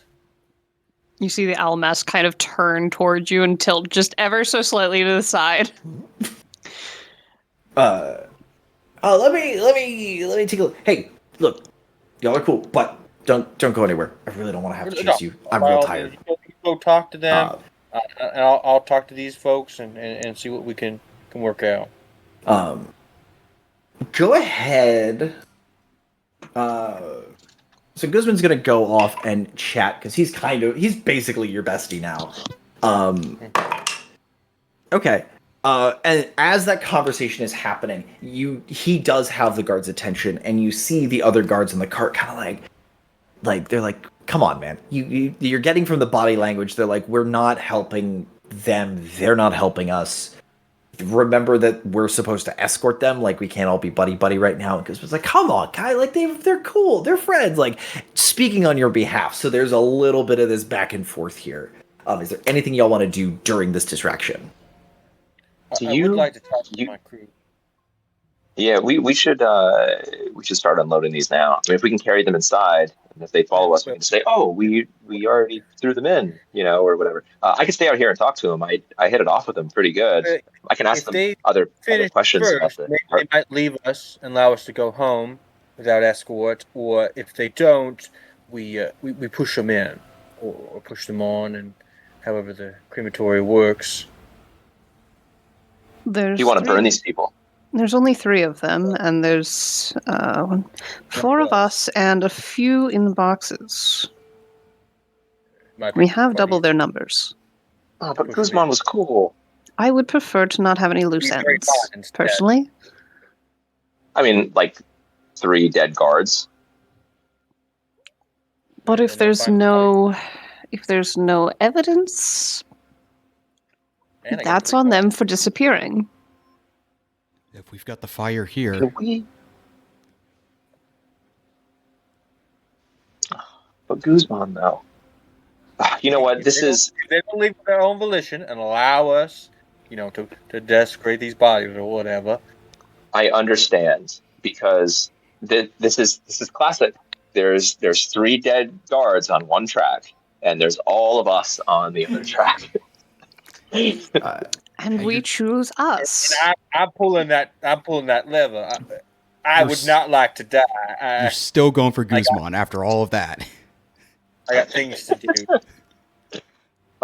Okay. Well, however you all want to do this, I guess. Oh, The crate underneath. So, is anyone sitting on top of Kafale's coffin? is that the one that was open previously? No, that was a guy's. A guy was the female werefox. I'm on the gooey one, the one that was leaking. The one that was leaking. I hopped up to chat with people. Okay. Is anyone on Kafale's coffin? No, I'm leaned don't up believe against so. the horse. Kind of, you hear like a chunk, and you see long, like, not claws, just large, grubby nails, just like sink in and slide, like kind of push it off, and you just hear, "Why'd we stop?" Do you think that you could stay in the fucking box until it's time to get out? For real, like you're ruining our job here. Please close that. You have one thing to do right now, which is just stay in there and be quiet. And you guys are sniffling and moving your lids. Augie almost fucked up. why- I don't want to do the same thing to you. Please. Because I will have no qualms about just throwing you right in, and washing my hands clean to this job. The very important guests we have here are trying to ask is when can we get them out of here? We're currently dealing with guards.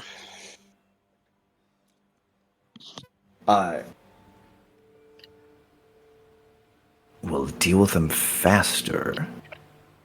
We lost the scent. We've been stationary for 90 seconds. Give us like 30 more. Are we going to try to carry these boxes inside? That way, if this does go off with the guards, we don't want it to be out in the open. We can at least carry these boxes inside. And that way, if the guards follow us in, it's no outside.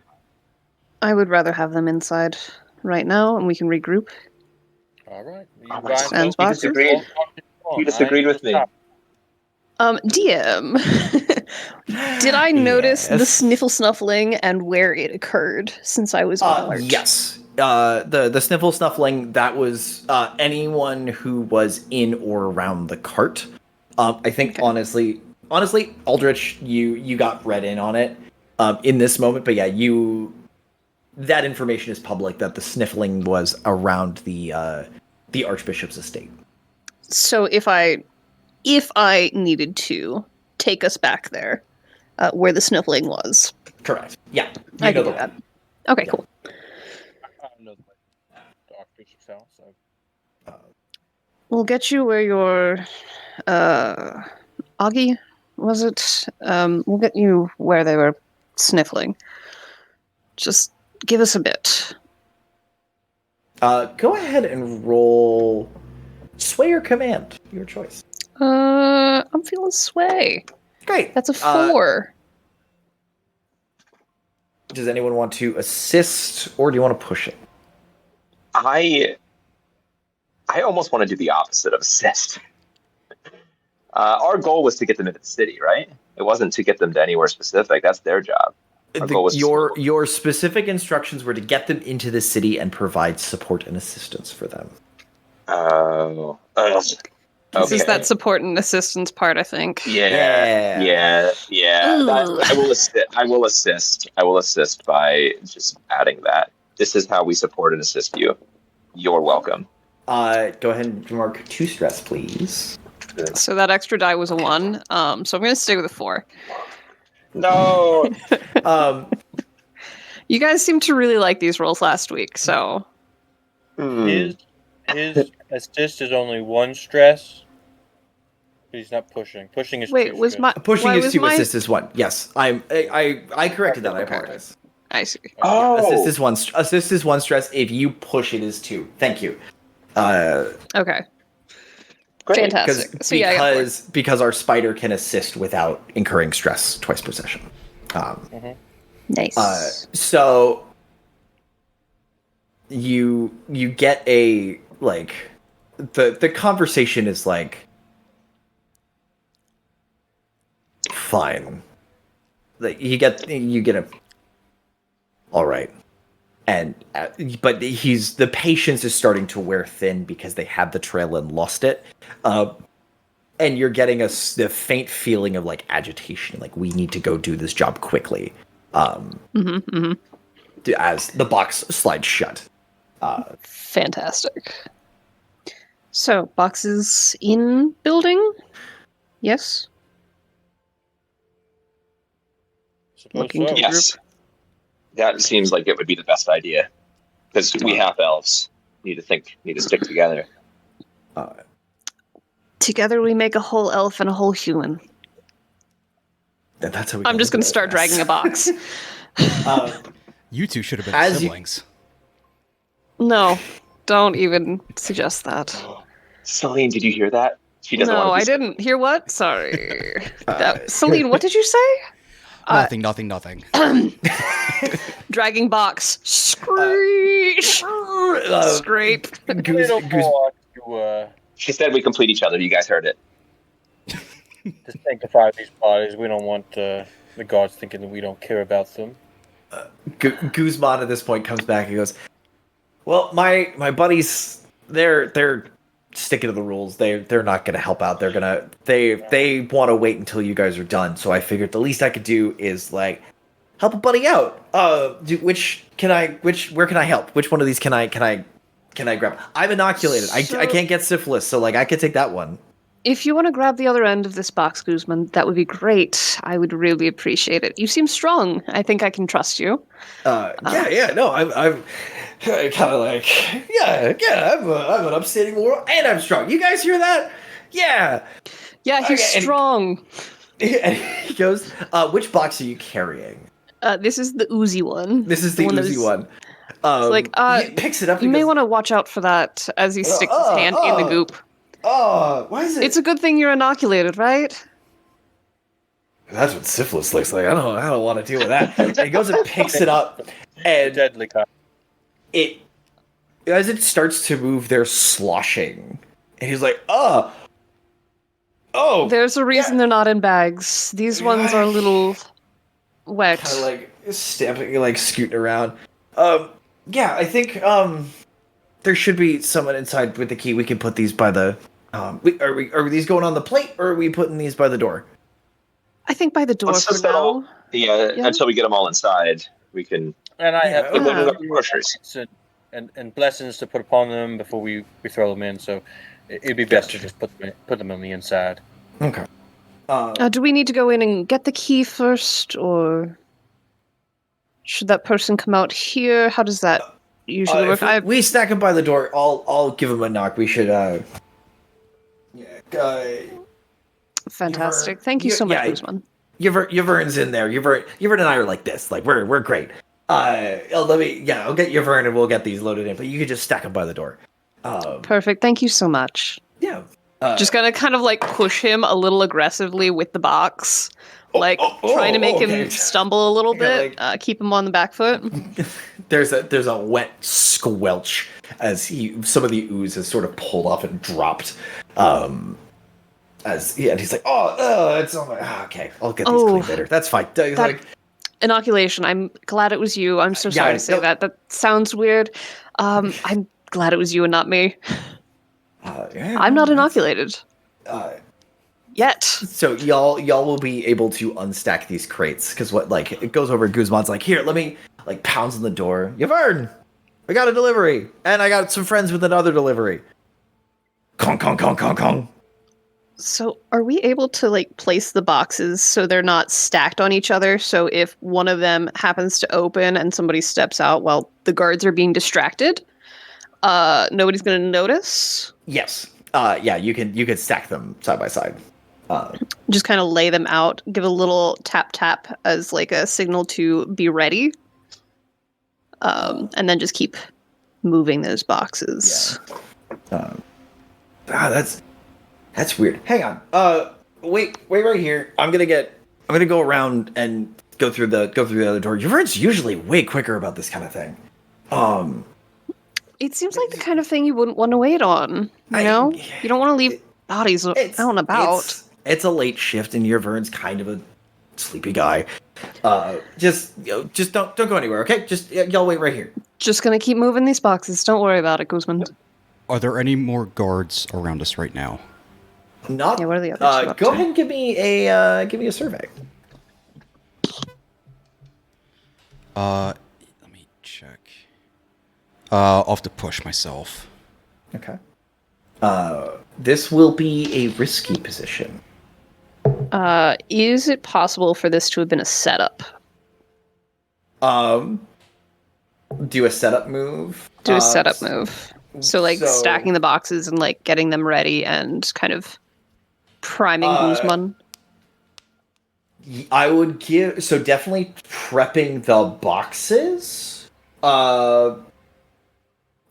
Let's make that a. Doing that will definitely be a thing. I can see. Can I finesse it?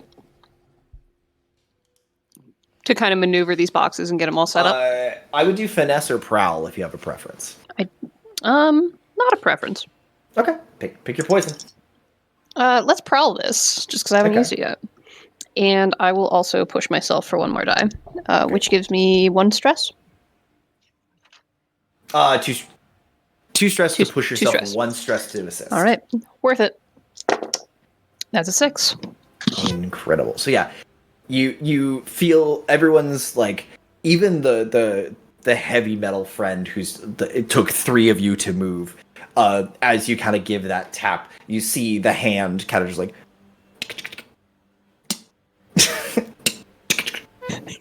and you could see on it. Fantastic. You could see the metallic articulation in the hand.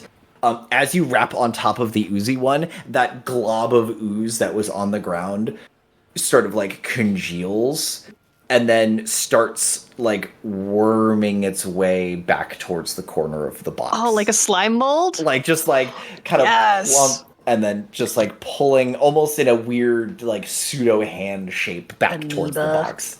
Phenomenal. So that either grants a +1 effect or improved position for Celine. Yes. So Celine, Oh, you cool. are looking around for guards. For any additional guards, go ahead and roll me survey. And that the setup is +1 effect or improved position. So you can make this a controlled position. So it's less likely to, if things go poorly on the roll, it's not going to blow your entire cover. Okay. That's a 5. So what I want to do is I like to attune again to another spirit and watch through the wall, giving us so I know when is Guzman coming back out, how much time do we have, and just Okay. holding a thumbs up. Once it goes down, we have no time left. Okay. So with a 5, so you can try a different approach or else get a minor consequence. A minor complication, reduced effect, lesser harm, or you end up in a risky position.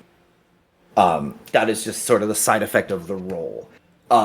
So if you want to do that, my thought is like you're seeing through the wall, like sort of through with that spirit's help. Are you seeing through the spirit's eyes, or is the spirit letting your eyes see through things? The spirit's letting me see through. That's where that cataract is kind of increasing the more I use this. Okay. As a lesser harm,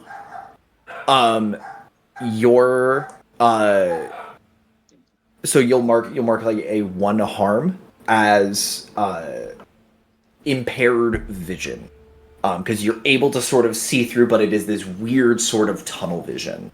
It's hard to see anything outside of what the spirit is giving you right now, and this spirit sort of settles into your eyes, and the cataracts, your milky kind of eyes glow a little harder.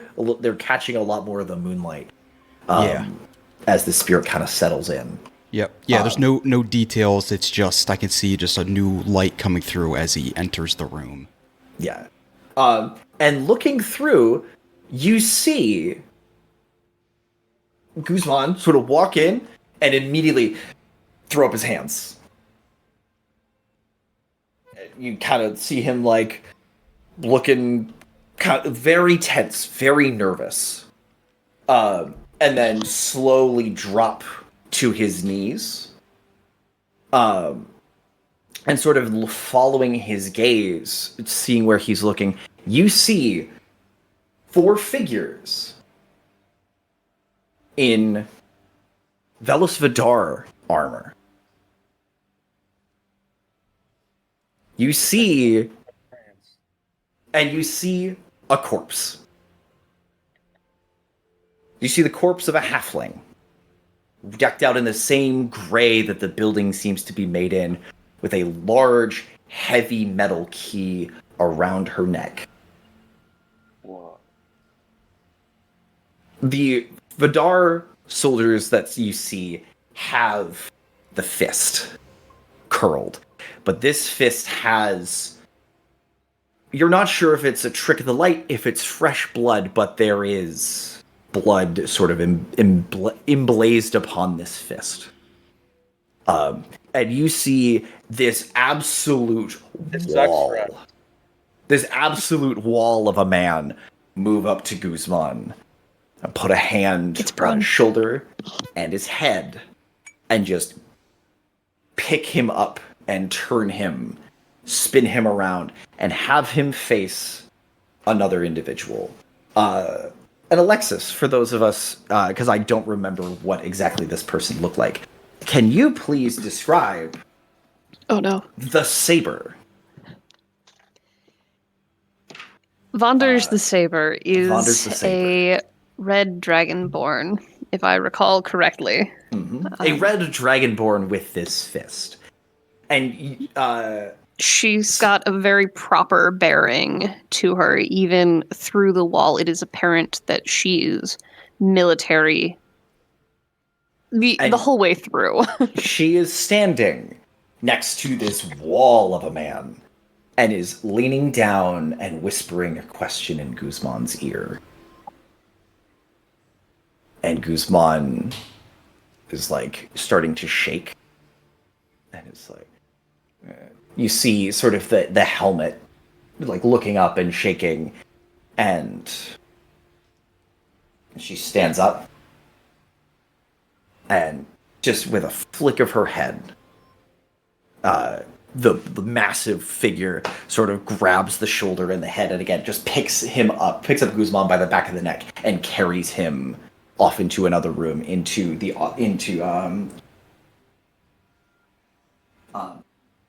Gervain's office, off to the side, and just slams him on a table, face down.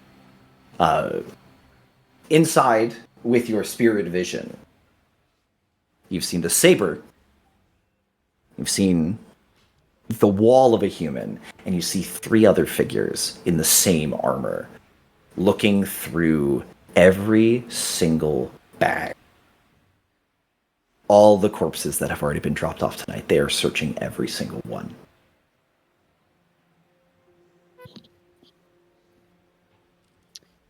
Well, I think that's the last of our boxes. I haven't heard Guzman come back. The other What's two going guys on? other two guys are sitting there and they're kind of looking at each other, looking up at the stars. They're just waiting. They're waiting for somebody to show up. If I still have the sight, if I can speak. Yep. We need to go. We need to go now. Why is it we need to go right? I mean, I agree with you. We need to go out of here, but for what reason? I don't want to put the There's- guards over there. Some paladins, a red dragonborn, they're sorting through. They're searching every bag. The secretary's dead. They took Guzman away. Did you happen to see any symbology on them? Paladins of what? What? Vidar? What, those guys? Darians? What are they going to do, pray at us? Oh, there's a big guy there. I wouldn't trust that. They'll be From- to pray at you. In response to that line, there is a scream, a faint scream coming from inside the crematorium. With your vision, Celine, you can see that Guzman's forearm is bending entirely the wrong direction as the large man has just turned it the opposite direction. And you can see the saber leaning down and holding a piece of paper with the same symbol that you all saw on your VIPs. And she is shouting at him. Was the scream loud enough for the guards to hear? That has gotten their attention. They're kind of looking at each other. Y'all gonna check that out? Because last I checked, we're not the guards. That's not normal. No. Why is there a curtain? Did you bring somebody who wasn't dead? The two of them draw their swords and they're like, yeah. Don't go anywhere. Stay Where are we right going there. to go? You're gonna run the fuck off is what you're gonna do. You stay right there. There you go off Why without did you running do- again. That's so inconsiderate of you. Look at the state of her. Please. And the two of them make their way inside. All right, you guys, grab this box. We gotta get out of here Yeah. right now. Just pop the lids. Yeah, they can just come out on their own, right? And then we can. It's June. No. The one in the shroud sits up with just the tearing of cloth. Just gonna and like it's- kick the boxes as I walk by. the tops all open. The one in the armor sort of sits up, and you hear that heavy sloshing. And as sort of the armor pulls away, you the cloth around it. You see around the torso just a large glass bowl filled with what looks like blood, sloshing around as it sits up, and it goes. Are we running or are we fighting? We're We are leaving. getting There are a couple Boy Scouts, but get out of here. Stand up to his full height. Back on the car, let's go. DeVere's, if Toth's not ready to move, put him in a bucket. We're leaving. The oozy, goopy one, the clothing that was in there is just sort of displayed out. But as the lid kind of comes up, all of the goo sort of just congeals and then stands up into that figure, sort of shuffling, spinning the clothes around to look humanoid again. And just... That's sick. I will ask questions about that later. You wanted to go somewhere specific? I know where that is. Let's leave. Yes, we should go. Yes, wherever we caught that scent. Aggie. It like pounds on the side of the car. Aggie, we're going. Aggie's not breathing. It's normal, right? Is that normal? They usually wake back up. Celine, what did you do? She was sneezing. I needed to put her to sleep. So Guzman, by the way, Christoph, say goodbye to Guzman. They usually wake up Oh, in a few minutes. what? But they are looking for them right now. We need to go. With your spirit vision still looking up inside, you see them come. You see the guards come in with their swords up, moving towards this that hulking figure and the saber standing there staring down. And from behind, a small figure drops from the ceiling, completely silent. Even to your the landing is perfect. And a pair of daggers come out, and both hamstrings on both legs on both of these gentlemen are cut, and they drop. And the Dragonborn stands, turns, and walks over and goes, and you hear through the door, "Is there anyone else with you we should know about? We're having a discussion." And you hear the guards go, "Ma'am, ma'am, there are others outside. There's civilians here to deliver corpses as well. Rats. They are civilians. They were out past curfew, but they have bodies to dispose of. They are here for the same reasons we are." Now we're leaving. Yeah. So she kind of jerks her head towards the large man. "You and Scepter and Horseshoe go get them and bring them inside alive, please." And Bastion sort of pulls back, letting Guzman just crumple to the ground and just walks towards the door. You see another figure who has sort of been leaned against the wall with what looks like some sort of mace. It looks almost like a normal scepter of office, except the head is made entirely of glass with obsidian shards sticking out of it and some kind of liquid in the center. Not entirely sure what that's about, but it's probably bad. And then the other figure, one of the other figures emerges, who sort of creaks and jerks unsettlingly and just step with these long lumbering strides, taking fewer steps than Bastion, but moving in this kind of animated way, very similar to your chunky metal friend here, but looks to be entirely made of wood. But they are making their way to the door right now.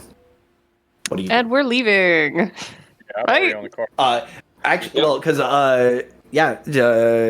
Celine is the only person who can see all of this action. You heard shouting, but Celine is the only one who can kind of see or hear any and all of this because of the spirit.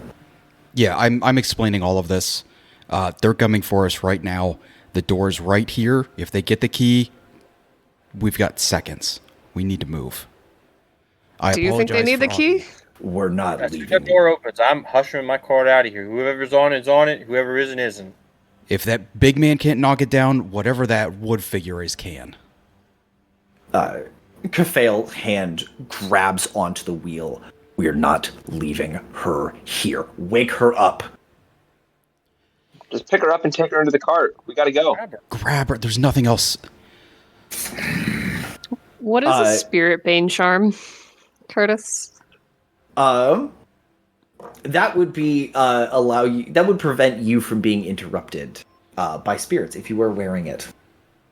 So if I had one of those and could slap it down on our fox friend, Yeah, that would do it. it would pass its effect onto That our would- fox yes. friend? Yep. I would like to do that. So as Holy this argument shit. is happening, what does your Spirit Bane charm look like? This charm is made of knuckles from various, probably animals. Looking closely, each of them has a series of markings carved into the edges, and it's a language. There is language there, and it's just kind of a string of these small carved knuckles. Why do I imagine you literally owning this in real life? But yeah, The fact that I have 3 spines in this room currently that aren't in my body. right. So yeah, you take that charm from where do you have it? Is it around your neck? Is it This is something that I keep in a pocket. Yeah. I try not to keep it on because it does weird things. But I kind of remove it from my pocket and drape it over this the fox. Yeah. Works like a charm. With the spirit of Celine, you see that breath be expelled. Just that breath that she's been holding is finally released, and you see the last bits of that spirit leave with it, and the eyes snap open with a Welcome back. Are we going? We're going right Okay, now. we're going. We're being pursued. Let's move. She hops up and is running. And I like to imagine she like immediately kind of starts to like fall and faceplant because it hasn't been breathing for who knows how long. There's a bit of a stumble, but then she catches her feet. She's very nimble. She's ready to go. Fantastic. Kafale like releases the hand he had on the cart, and the axle he grabbed, or the spoke he grabbed onto, has been crushed. Like the wood has been compressed in the shape of his hand. Oh no. Am I able to grab the spear back, or is this gone in the jar? Go ahead and give me an attunement. Okay. Roll a tune. It'll be risky. If you fail, you will lose. If you fail, you lose both. If it's a moderate success, you have to pick which one you keep. That's 1-6. Okay, so that is a success. So you are able to catch it. You are able to reach out enough of your consciousness and pull it back into the jar. Pull it back in the jar, and sort of- close the lid. I just go, "What the fuck is wrong with you, Jasper?" And I throw it back on my pouch. Come on, Jasper. Please tell me the other one is Horace. Please tell me it's Horace. Okay. Yeah. So, company's coming. Your VIPs are up and moving. Are you taking the cart, or are you leaving the cart? I'm already on the cart. I'm going to take it. Okay. Yeah, You- I vote Those cart. horses don't move very fast. I'm going on foot. Do they move very fast, or they only move slow when you tell them to? Yeah, they can move fast. How many horses are there? Horse speed, at least He said two horses. Yeah, I've seen those actually- Amish buggies fly down the road. A horse does have about 1.5 horsepower, so it is a little misleading. But I'll allow it.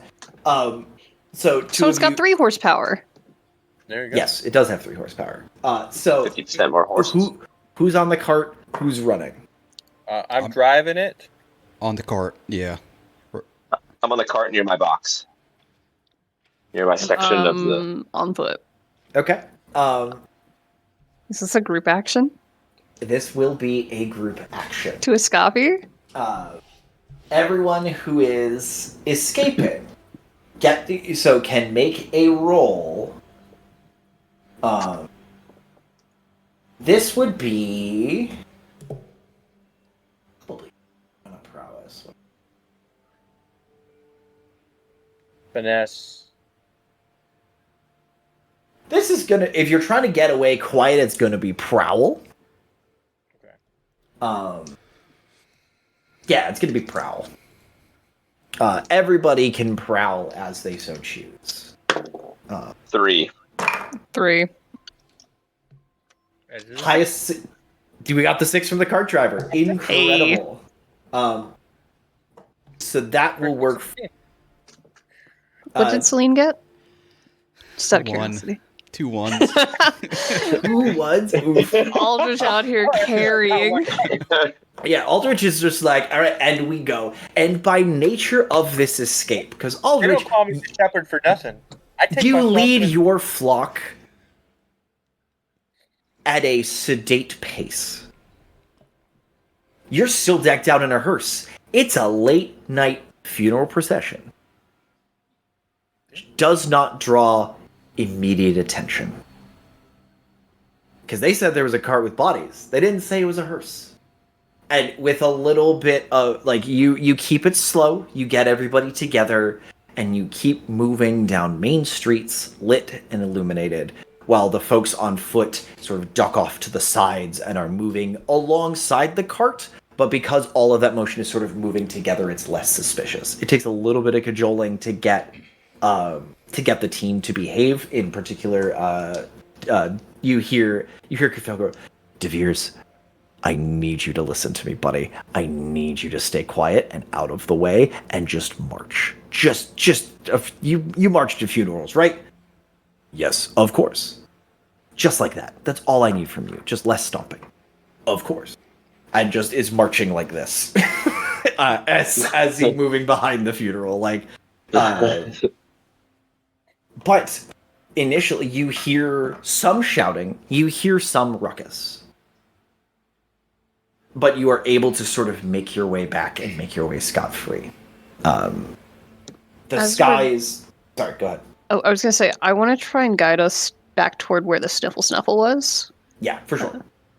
Just a little meandering, so it's not a direct path. Kind of the opposite. Just in case we were followed, I would like, and I would assume I know my way around prayers. I kind of was here for a while. Didn't really work out for me, but I want to kind of go in a path that like doubles back on itself a little bit. Not to go back to the crematorium, but to kind of throw off the scent of us to head back towards the Archbishop's house. Yeah. Go ahead. So, what's more between the two? What's most important? Or are we splitting the group and are we having? You can walk wherever she wants. Are we having Harbor take the VIPs back, and the rest of the team will rejoin later? Are we splitting the party? I'm on the hearse. I can't move well. I'm following what Aldrich wants to do. Yeah. The spite in me wants to split the party. Do it. Do what I've done to you. Do what we've done to you every session. Let's go. I'll split the party, unless somebody wants to join me. Back, I will take the car, kind of not make a lot of noise, but like make my presence known so if they are following, they follow me and not the VIPs, and I'll eventually double back and come back to the Archbishop's house. Perfect. Go ahead, Aldrich. Give me command. Command or sway, whichever you prefer. Well, I'm gonna say sway because that sounds like if you're trying to draw attention and get people to focus on you, those seem like an appropriate. It also seems like a setup. For a third dice to make sure. If this succeeds, this will be a setup for Yes. for your stealth friends to get to where they need to go. Yes, We're trying. Those in the cart are trying to create a diversion, like so they're paying attention to us. look at the right. Yeah, look at the right hand. Can Pickles, yeah. yeah. So Kristoff is there in the cart as well. So they kind of want to assist just by talking loudly to the driver, since I'm kind of on one side of the cart and he's on the other. Just like laughing and haha, what a funny story. What a funny story, Mark. Oh yeah, you're right. We're celebrating that person's life. Oh, Irish funeral. Got it. Okay. Or Gnomish. Sorry, Gnomish funeral. I absolutely would allow that assist. So you get one extra die. Mark yourself that 1 point of stress there, my friend. Yep. And I get 2 stress, but I push myself. I already rolled. I got a 5, but I'll roll a 4th one for a 1. It's still a 5. Okay, still your 5. You are moving pretty solidly. And it's not a huge deal with your X-ray ghostovision sort of riding drag, sitting in the cart, looking around, seeing what's going on. Celine, you get a peek into all of these houses, and you are seeing people that are afraid. These people are, the doors and windows are heavily barred. You see people sleeping with weapons next to the bed. You see families huddled together in beds that are too small for them, but they won't let their kids sleep alone these nights. This is not a safe or fun place. And you think with your eyes through the spirit world, you think you see shapes moving from shadow to shadow that leave no footprint. that leave no mark upon this world, but they are very clearly here. And one of them looks at you, and you see the jaw drop open, and a second jaw below that unhinge as well. And two sets of eyes glowing two different colors, a pale yellow and a luminous green, stare out at you.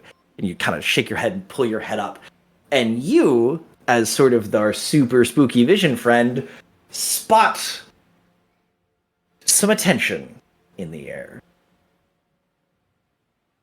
You see a large flying figure break off from the patrols around Peak and start circling, move towards the crematorium where you all left, and start circling outwards in ever-expanding circles. Kristoff, keep it down just a little bit. There are multiple figures watching us right now. One I don't know if you two can even see. But that flying... Oh. That, I'm sure, will eventually come to us. Kristoff, there's a gargoyle in the air. I know. I'm looking at it. He... Yeah, I hope that it doesn't. Well said. Well said. I'm gonna wink at Aldrich. What are you waiting for? It can't hear us. Oh, you'll remember I at will some point. remember your wink. Yeah. And I'll just kind of turn to like, where do they find these guys? I mean, he's creative, he's sort of nice, but he's loud. He's very loud. I'm standing right here. I know. Sounds like you have a problem. Jasper in the glass jar just clinks against one of the neighboring jars in agreement. As the distraction is clearly working, with a little extra danger on the way,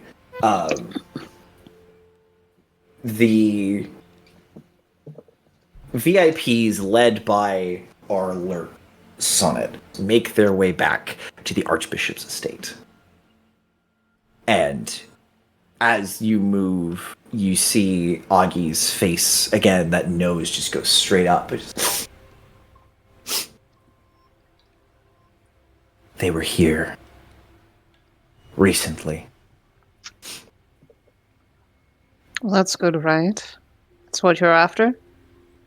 It is. So But what's they were- the problem?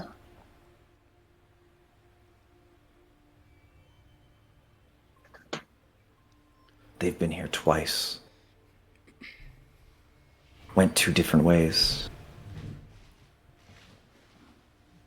Have you seen this? And she reaches into a pouch and pulls out a sketch of a purple ram-horned tiefling with a smug, self-satisfied smirk on their face. This being. Have you seen them? I don't think I would have seen Vox. I don't think there would be any reason Vox would encounter me other than if he was going shopping for meats and or fine cheeses. No. Or death with cheese. No, you have not seen. Do you understand how large this city is? I don't know every person here. Fine. I thought that's why you're all here, is to track this person down. She kind of rolls her head. Fine, we'll do this. DeVere's my things, please. DeVere goes, of course. And very delicately, helps undo, with a lot of sloshing, helps undo a lot of the arms and armor. And she sort of, rolls her shoulders and then dives forward like she's diving into a shallow pool. And mid-dive, there is a blur and a huge fox about the size of a greyhound with that same long limb and long body, but with 4 tails, hits the ground and starts snuffling around. I was gonna ask how many tails. A valid question. Hopefully it's a 9. She sniffs and sniffs and sniffs. And All right, so I'm gonna have more questions for later because that's dope. and the head Please. pulls up and she starts running. And the rest of them take off after her at pretty good speed. Toth no longer pretending to be human and moving the legs. Instead, just the goo kind of lands and just starts making a circle, almost like a cartoon where it's just the spinning wheel in the dust. A Except ring it's just, snake. just gooing its way across the cobblestones. Incredible. I love that. Kafale is just pounding with the Veers right behind, and they all take off. Or what do you do? Sorry, he's doing what? What? He's pounding his behind? What? Yep, sure. What's going on? What's happening next? I am keeping pace, and as we hit certain locations, I will do my best to kind of adjust our trajectory. Like, yes, this may be the exact track, but if you're going this way, you're probably trying to get to here and taking kind of side alleys. Because I'd seen the dog things up above.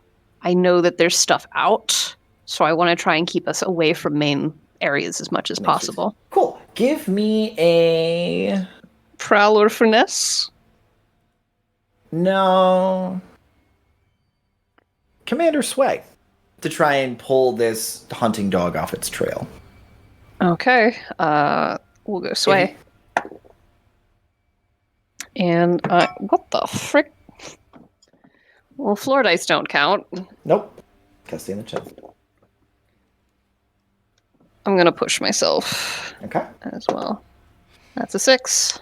That's a The other one was a 1. You are able to keep them on course and keep an eye on things. And as you are running, you hear the sounds of a scuffle off on a parallel track. A few streets over, you hear the sounds of conflict, of the dogs sort of, you hear the whistles of command. You hear someone, you hear a deep male voice shouting, and you hear a smug sounding noble voice say something in return, and then a whistle, and then more of those hounds go bounding over the rooftops over you, making their way to a few streets over where you hear more shouts and sounds of pain. But Agi is moving very quickly, and you are all keeping pace, uninterrupted and unseen. And you find yourselves... Wahoo! You find yourselves moving into more residential areas, quieter places, quieter parts of town. And the trail runs, and then stops base of a building. In the street looking up, there is a window. A small one that appears to be locked and barred from the inside. Are you intending to be in wages? I'm intending to be, because I don't remember exactly. Next to the cemetery, perhaps? Yes, thank you. Yes, yes. It's a circuitous route. It's fine. But moving down, you see a place with a window, locked and barred from the inside. But even through some of the holes in, through just around here, you smell cooking, which is odd for this late at night. And you hear murmur of voices. This is the only house with lights on. And Agi sort of does a sniff and then walks and is walking up the wall, and her nose leads up to the window. And De Veers goes, "Are they inside?" I hope they are inside. That will make this much simpler. In the head, the fox comes down and shifts back. No, they were here earlier today, but I think they've moved on. There are others inside. Are they worth questioning? I would assume that depends on who they are. You seem to know this one. Do you know any of the others? There is an associate, a man named Brun. If he's an associate, just go talk to him. We were told not to make contact with Brun if we could avoid it. Then don't. Yeah, it sounds like we have an answer. These guys seem like dipshits anyway. You're not here. Oh, I say in spirit. You say to the others about that gargoyle. Toth peek in the window, see if Brun is inside. And Toth sort of like makes a gooey noise of agreement and sort of like just slimes into the wall and just turns and goes up it. And peeks in the window, and looking in the window, there are two figures standing there by the stove. An older man missing his hand, and a large, single-eyed creature who is doing their best to chop onions correctly, because, dear God, the other man has very strong opinions about it. You do it right, you don't do it at all. I don't know what to tell you. And like the goo kind of looks into the room and goos its way down and goes, fine, we'll take the other trail. I thought they were going to actually go inside. Okay. Nah, I gotta respect the canon. Brun made it home, and no They one could knew have better. scooted around through the wall. Nah, Brun, we respect the canon in this house. But as Toth comes The back down, anti-gargoyle cannon. don't hand me a line like that when I have to end the scene we're in. You know what? Fuck it. We're peeking through the window. Speaking of the anti-gargoyle cannon, back at the cart with these three chuckleheads. You're welcome. The gargoyle That one seems like a dipshit. circling wider and wider. Range. I heard a few of them and- get real nervous.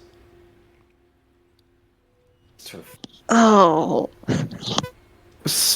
flying out and then sees you all proceeding, and the distraction has worked. The gargoyle has eyes on you, and it adjusts its path and is coming in behind you all, sort of wings extended, arms out, flying down between the streets, like beelining to do what looks like a low pass directly over the cart.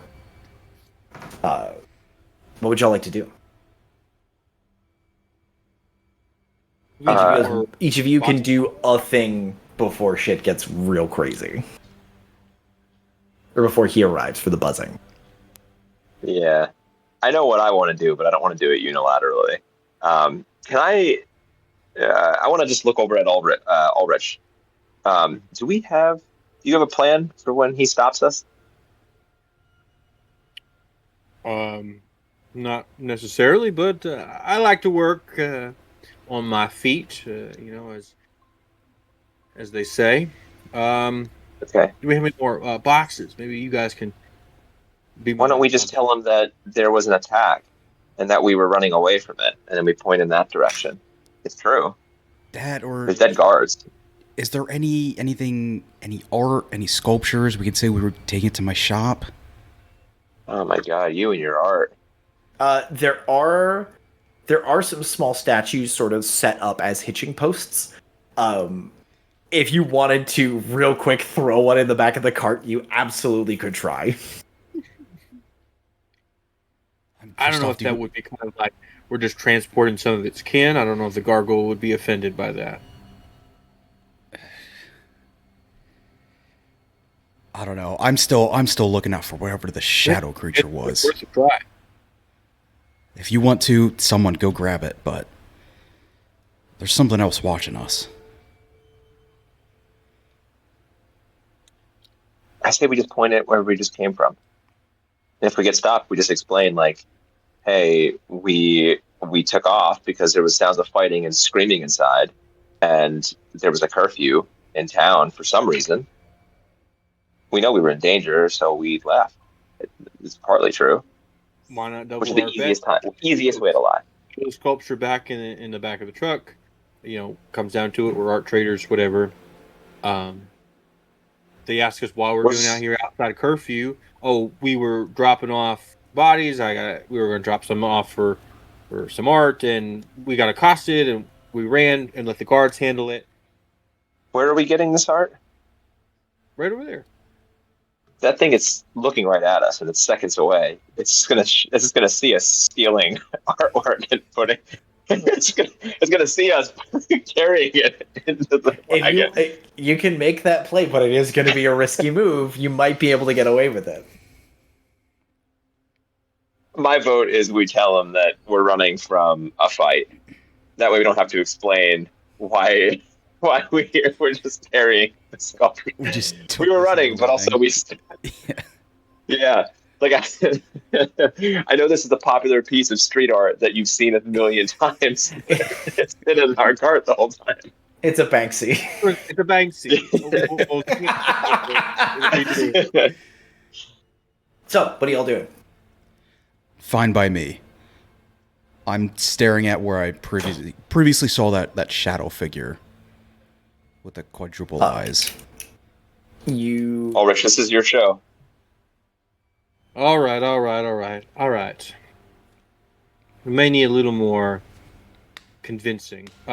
I will pull out a knife that I had previously had packed, just in case. Mm-hmm. It's more of a ceremonial knife. And I will cut the top of my arm as like a slash blade. Okay. To make it more convincing. And I'll squeeze the wound a little bit to get a lot of that blood out. And I will kind of push the horses a little bit harder. Okay. Can you take one stress from that? Yeah, please. Anyone else doing anything to support your cover story?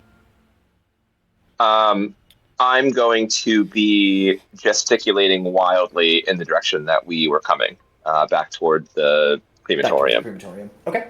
Just pointing out that way. And then Celine, give me another survey. Okay. Let me push myself on this. Or Devil's Bargain, I'll let you use attune. If that's better, I'll let you use attune to use your spiritual senses to reach out and feel them. But if you fail, you will get more than you bargained for. And is a fail 3 or less? 3 or less. I'll let you decide. I rolled, but if you want to give me the option. I will give you this Devil's Bargain. The choice is yours to refuse. Because you rolled before I finished the bargain, I will let you add the die and do a full reroll. Because I don't know the result yet. So I will, if you want to use attune to do it, that's entirely your call. I'll keep that in mind for the future. Let me keep survey, because I did get a 6. Hell yeah. Yeah, peeking around. You see a flash of that movement, and you see a different hound. You know you think it's a different hound. You hope it's a different hound, because the one that's still in the alleyway is still watching you with those eyes. You see another flash of 4 eyes run and slip in the shadow of the doorway. And you see the 4 glowing eyes in an upstairs window where you saw a family last night. You saw the family just minutes ago. You saw the eyes peeking out at you.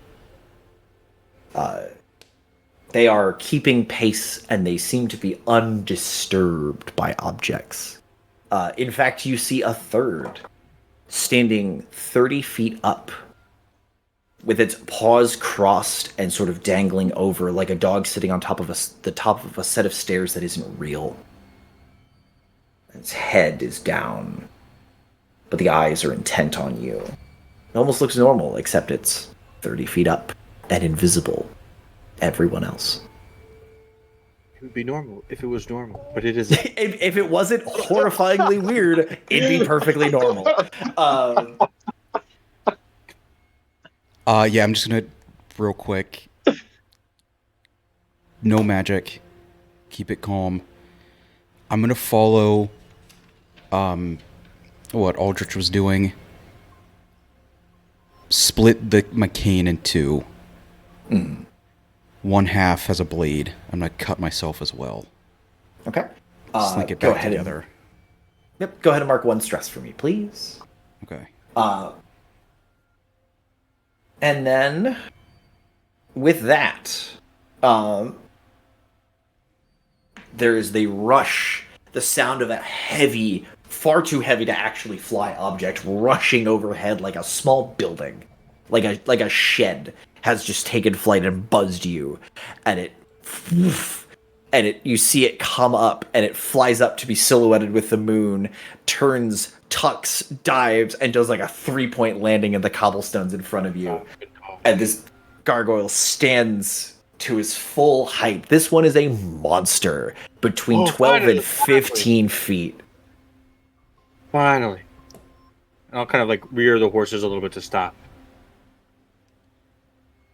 Why are you out after curfew, citizen? I'm so sorry. We were doing a delivery. Sorry, I'm a little out of breath. The Grand Crematorium. We were accosted. The guards, we were with them. They ran inside. We heard screams. We took off our own life. I don't know. It might be those domestic terrorists again. I had heard they had taken a building down on the other side of the sea. I just was not looking to be another number. You said a scuffle at the crematorium, citizen. Yes. And I'll show him like the blood. How did you sustain such injury? Well, so we were taking the bodies, okay? Because I'm a grave keeper, you know. I transport the bodies to and from the city.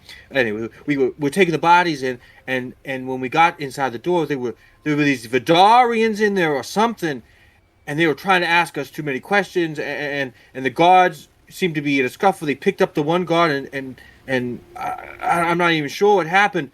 But they were trying to bring us all in for questioning, and you know, they had done so much damage to the guards already.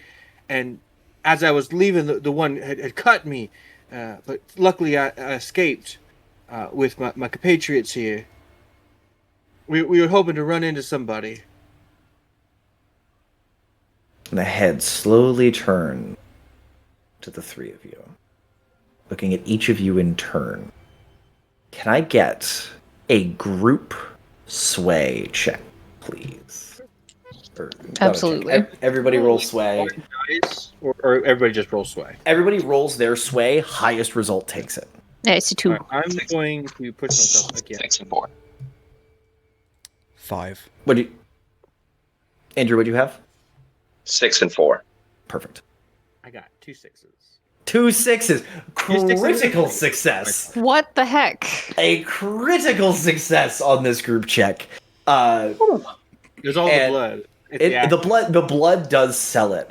Sorry, And should the I be part of this anyway? Because I'm not You there. should not be. That's fine. My bad, sorry. You're I just want to busy. feel included. Yeah, I appreciate it. You wait your damn turn like everyone else does when when the party gets split. Sorry, GM. This is enjoy the waiting game. I've been enjoying it thoroughly. She better be. I'm waiting for them to be taking furious notes of all the shit that I'm just putting into the game, like whole cloth. Nah, this is why I record. Oh, perfect. Even better. The gargoyle sort of stands and crosses the arms, kind of strikes like a more heroic pose. Goes, well, citizens, I have glad news. You have found someone, and I am happy to assist. Where are you headed? It is past curfew, and you should be escorted if you are to be out at night.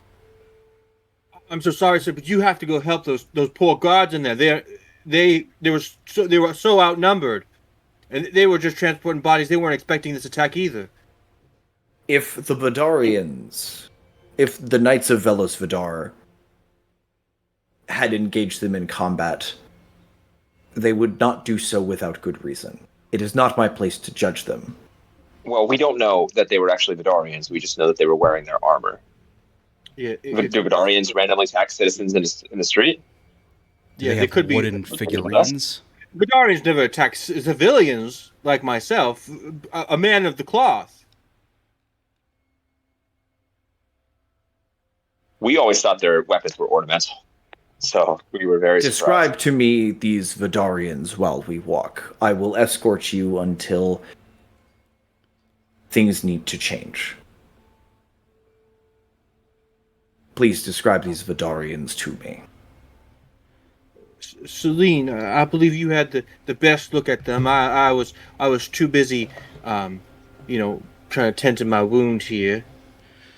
Yeah, from what I can remember, I took a step back. I ended up falling over.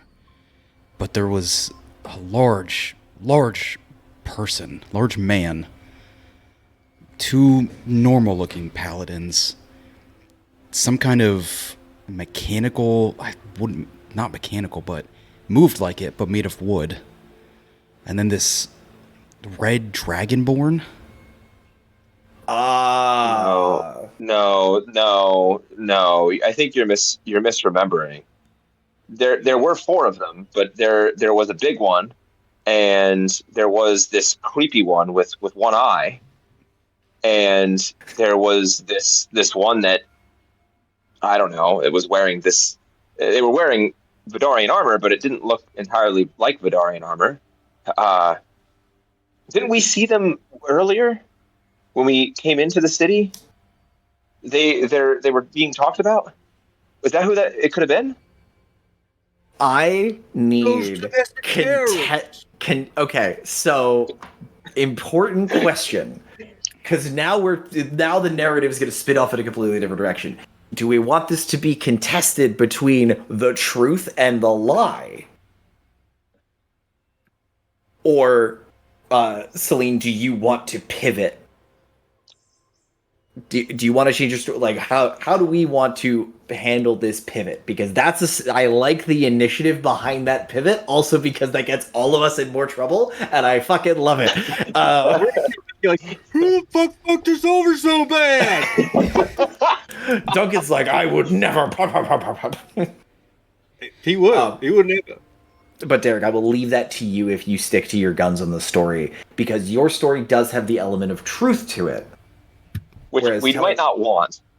But telling a falsehood, like doing that falsehood story, because you also did see the gargoyle sort of buzz past the crematorium on its way out. That's where the search started. The ones from earlier. The ones that caused the sinkhole? Wait, maybe you're right. Yeah, they changed their face to a dragonborn, and then they changed it into something else. I've never seen a man that big. That has to be fake. Some kind of illusion. I mean, There's a real ugly one.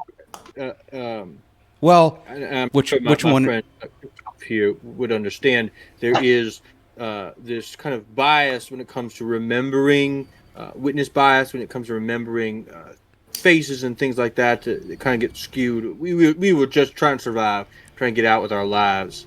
I mean, you can see my eyes. I can't see hardly anything anymore. Go ahead and give me a group sway again. Absolutely. The risk on this is high. This is a desperate situation to get you to talk your way out of it. The worst speeding ticket of your life. This is a 6 and a 2. Okay. 2 4s. 2 3s. So that's 6. Really doing all the heavy lifting there, Aldrich. Hey, I am the shepherd. I take care of my... Aldrich, what do you say to turn the flock, to get your flock in order and turn this Goliath, or this gargoyle? My dear friend, we are way beyond curfew. we are nursing wounds, and we really need to get home. I feel that those four individuals, be they terrorists or not, I don't really honestly know, but they could be, and that is a problem for the city of Callow. You know, it would take a big, strong gargoyle like yourself to kind of turn the tide, because they were looking. No matter what we saw, they were some scary individuals. Now, I don't know much about the Vidarian faith, but I believe that they aren't practicing it.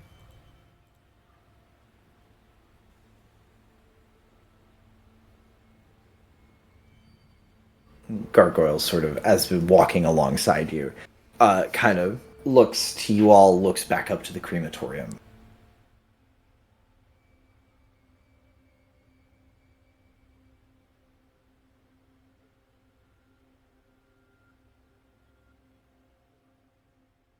Get home safely and swiftly, citizens. As You are quickly as I right. possibly can. This city is full of dangers.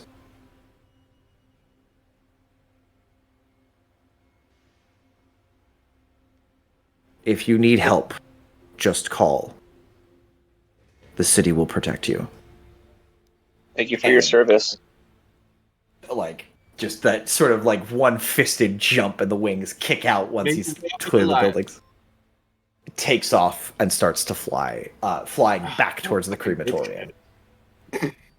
Man, maybe it wouldn't have been a good idea to tell the gargoyle that we were being hunted by the most valorous, honorable paladins.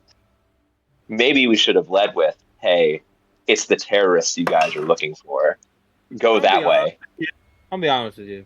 You know, I hear stories of the Vidarians. I don't believe any of them. Everybody's out to get something for themselves. They're just as corrupt as the next group. Whatever they tell you in the papers or whatever, it ain't true. But Yeah, I think everyone knows that. we're getting on. We gotta get home. I gotta get paid for this. I got bunions. So where are you headed? I would say Aldrich has some sort of safe house. within Yeah, his- there is like y'all's collective base camp kind of Yeah, thing. I would head there. Hopefully, trusting in Sonnet to kind of escort the VIPs where they need to be. Is this where I backstab the party? Take all the money for yourself. Sonnet, you're Yes. following the trail leading back to the safe house. And as the night gets deeper and darker, the sound of you hear the whooshing sound of increased patrols and gargoyles and others. Worse things moving through the skies. And there's a brief huddle, a brief discussion outside of the Archbishop's house again, as the trail has circled back. And Aggie comes out of the fox form and looks bedraggled, looks run ragged, eyes like bloodshot, at just a little bit of blood sort of caught in the tear ducts. Her teeth are still in that vulpine mouth, but they are shaped like fox teeth, but they are too many and too big for a human mouth, and it just jumbles together. And well, I can't tonight. I have nothing. And kind of coughs a little bit of blood. There's so many trails. We need rest. Kafale kind of looks. Do you have a place we could stay? A safe harbor? I might have one of those. Follow me. And we are being watched from above.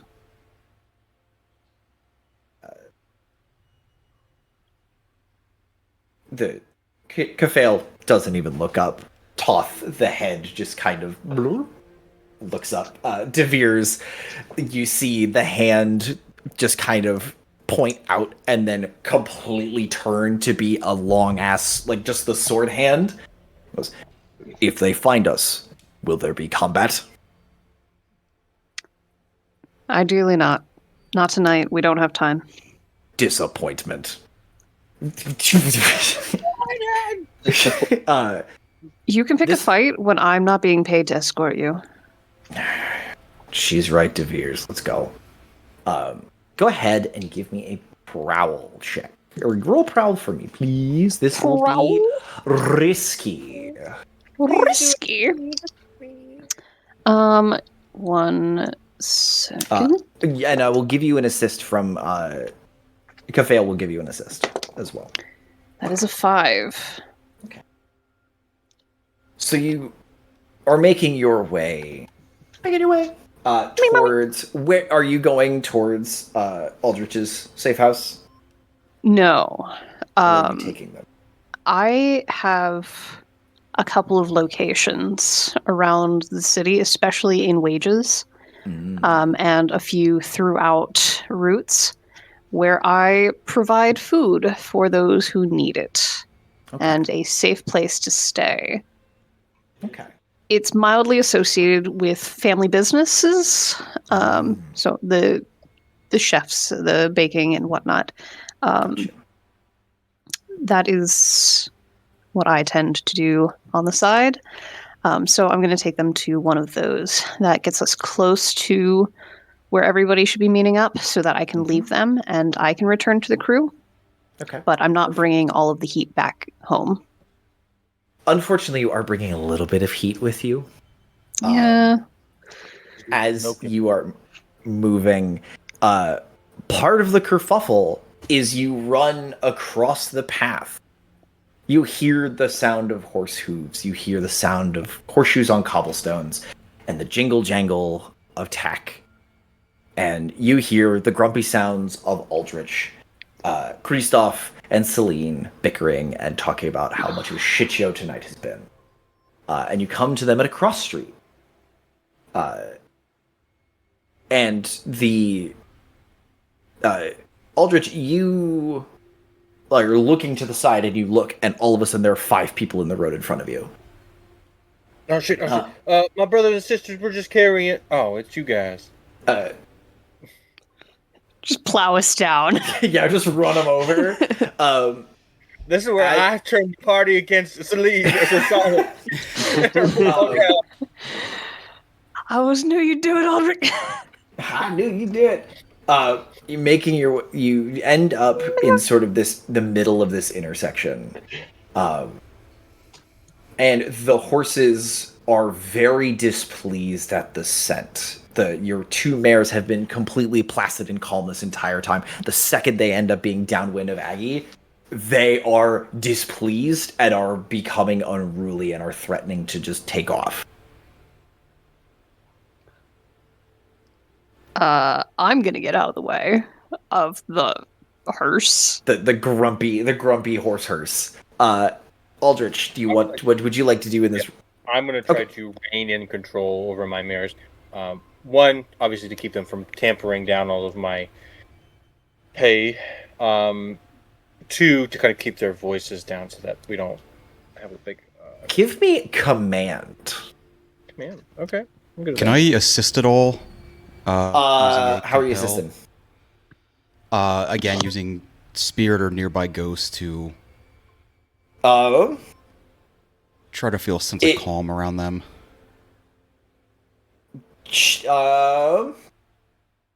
I can. Yes, you can assist. It won't even be a roll for you. Beans. I should have been using Infiltrator for all of that. Oh well. I also am going to push and burn die. My bad. Okay. So I'm rolling 3 dice. 2 dice, perfect. Or a 5 being my highest. Okay. You get the horses calm, but it does bring everything kind of to a halt. You have to walk them in a circle to get them sort of far enough away from the intersection. Back on. Yeah, kind of get them set up.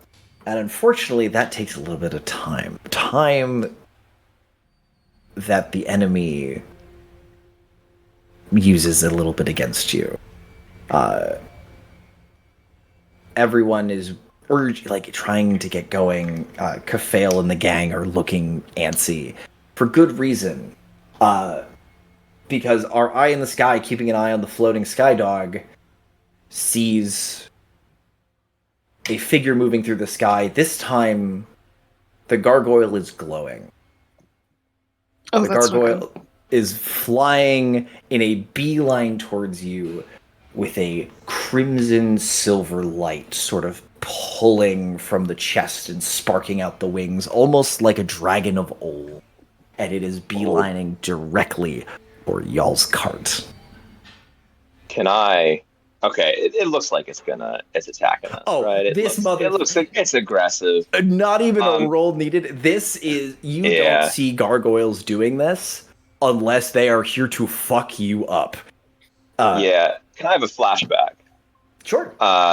to when I am in the process of installing my contraption into the back of Aldrich's wagon, Mhm. his cart, and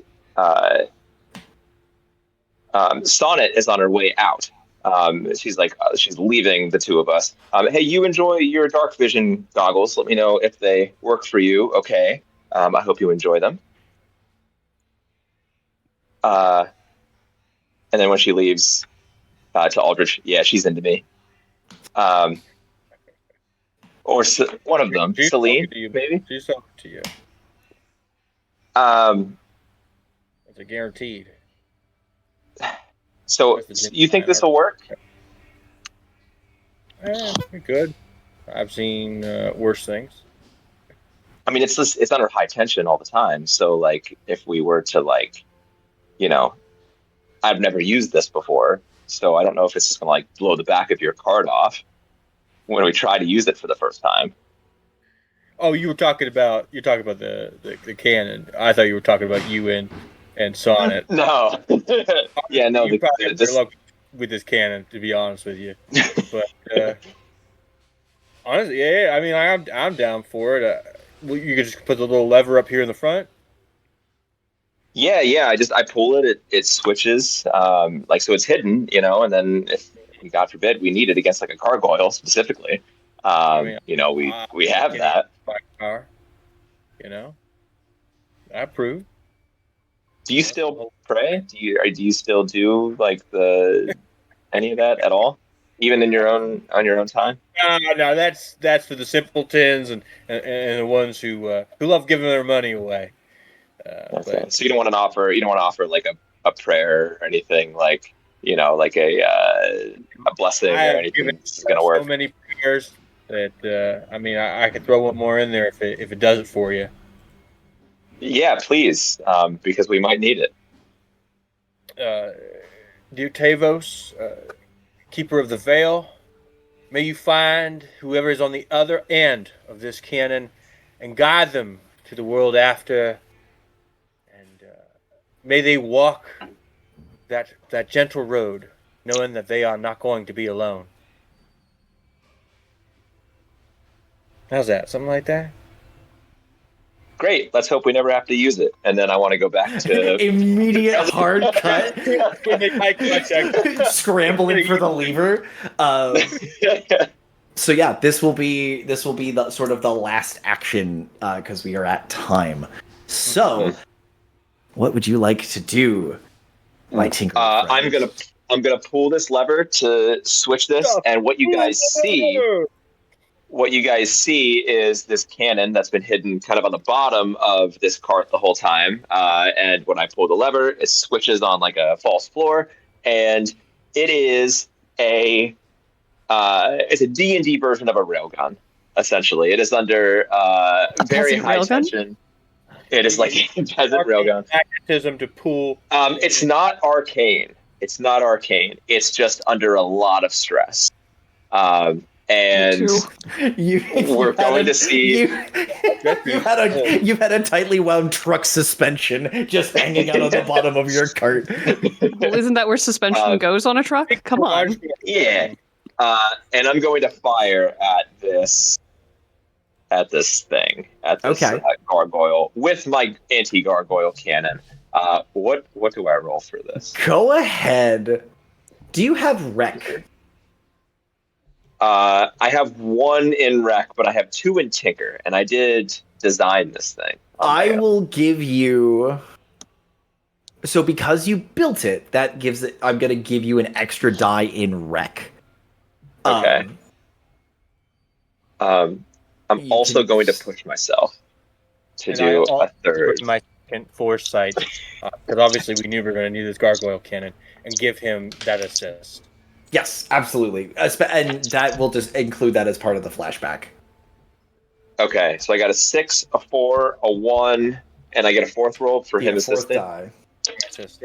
Another 1. So I got 1 6 out of that. Okay. 4, and 2 ones. That's all you need. Oh, What happens when you shoot this thing? oh man. Well, for one thing, localized to the weapon itself, it completely deconstructs. This whole thing has been under... Rapid disassembly upon platform. Yes, it is a rapid, unscheduled disassembly, and it just comes apart in my hands. It kind of burns my hand. I'm like, I pull away from this thing, but this thing is so fast that you don't even see it. There is no. It's just the gargoyle goes from being not hit to being hit, and you don't see anything else besides this thing come apart in my hands. And there's like a loud, almost like a crossbow sound, but there's like a very metallic ring that is. It's almost like it's like a single note, but it's like an ambulance that's going away from you. Like there's like a Doppler. There's a Doppler effect on it. Yeah. And there's a little bit of a tinnitus ring on the edges of it, as it has literally ripped the air as it disassembles. And you watch as this gargoyle comes screaming in full speed, and you know you hit it. It's simple physics. Object in motion stays in motion. You know how to lead this thing.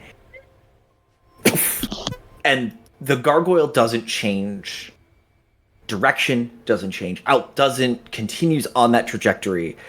But you notice it starts to tumble. And when an aerodynamic object starts to tumble, it starts to fragment. It starts to come apart. And you see pieces of gargoyle shattering off and breaking free, powdering down, smashing through windows and rooftops. And then the remains of the gargoyle engage in some high-speed litho-breaking as it slams into the ground and leaves a 4-foot by 5-foot trench 20 feet in the cobblestones. It worked! None of you have ever heard of a gargoyle being destroyed, except in incredible battles, except in incredible times of need. They will sacrifice themselves. But a normal, vanilla half-elf, no mortal mundane arms have ever done something like this before. I'm amazing. All right. We do prizes when we get somewhere safe. We need to get into my safe house. It's right around the block here. Creative, but that was so fucking loud. From the ground where I dove out of the way. Thumbs up for Christoph. Like hair standing up. The VIPs are a little befuddled. Not fully under, like, the De Veers looks and goes, "Would you consider an upgrade for me?" Yeah, I mean, that one took 2 years to make. So, Then do this one faster. Come, we should go. And as the party moves towards the safe house with their pursuer no longer in pursuit, Celine, the last thing you see, just a quick look back to see if you're being pursued. You see dogs slavering, silver white motes of light come stalking out into the full moonlight and begin to devour the remains of this gargoyle, chewing on stone, their fangs biting and cleaving into it like it's soft butter. And as they eat the stone, they become more solid. They suddenly feel tangible. And who has the highest survey in the group? I got 2. Harbor, you're still on the lookout. You've dusted yourself off. You look back at the remains of this gargoyle, and you see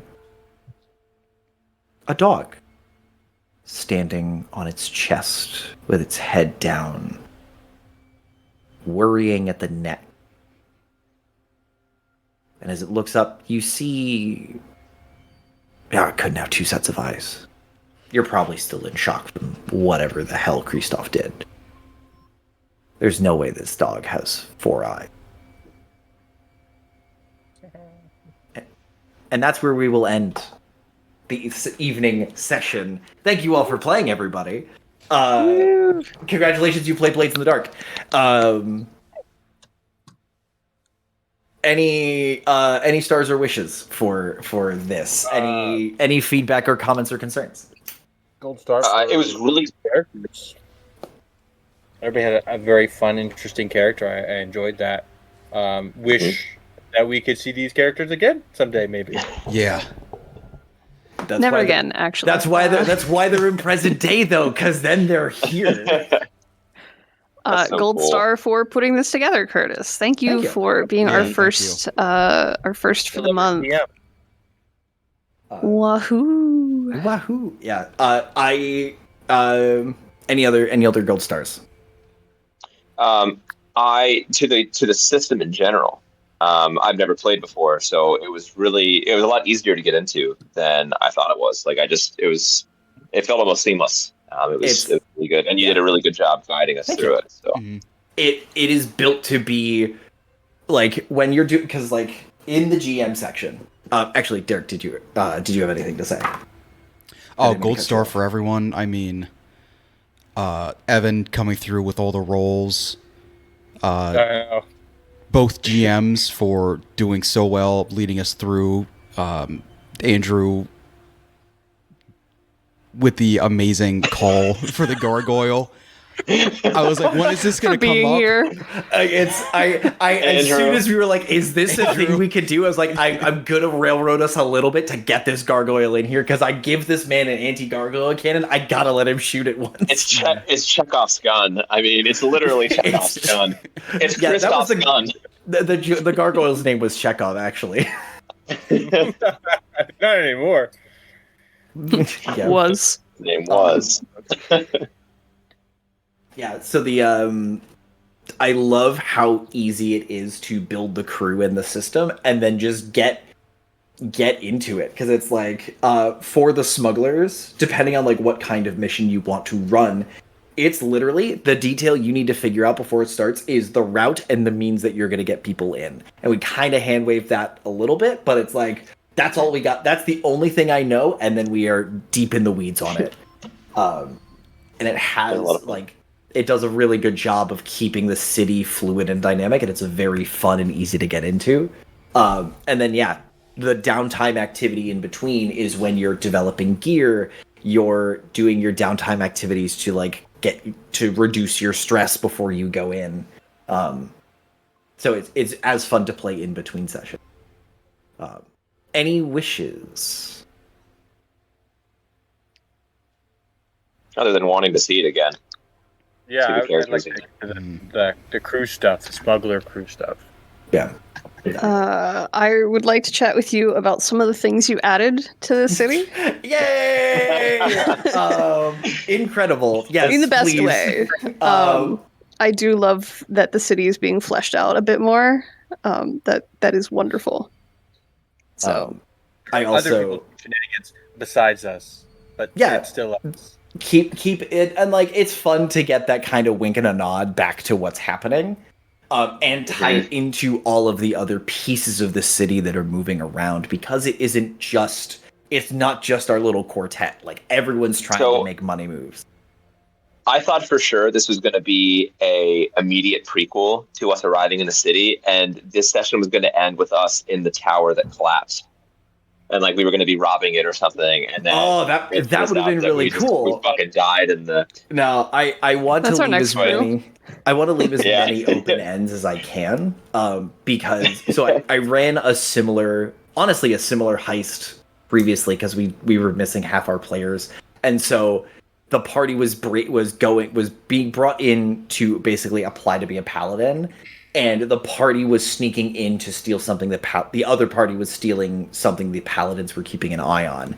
And so it was like the two parties literally, as they were leaving with the stolen object, walked past their normal characters, and they were like, "What?"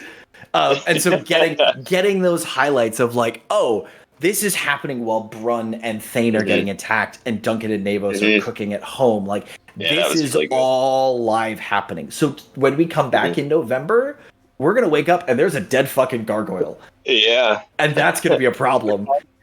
for someone else, Yeah, for some sucker who has to deal with the consequences of my actions.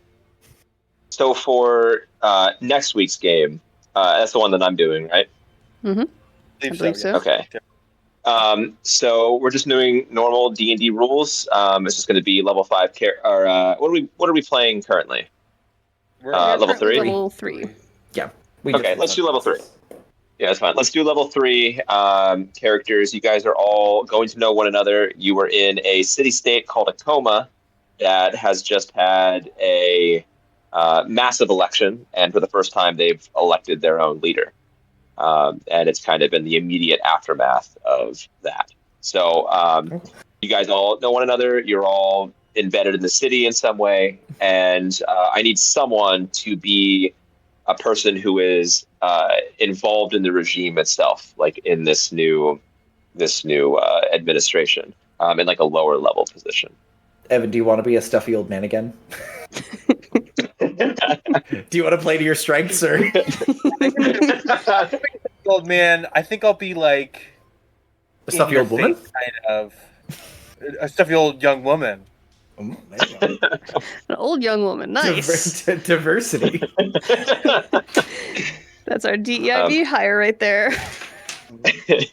But it'll be super super simple, and feel free to give me as much backstory or as little backstory as you want, but you guys will all know each other going into that game. Any restrictions on what our characters can and cannot be or do?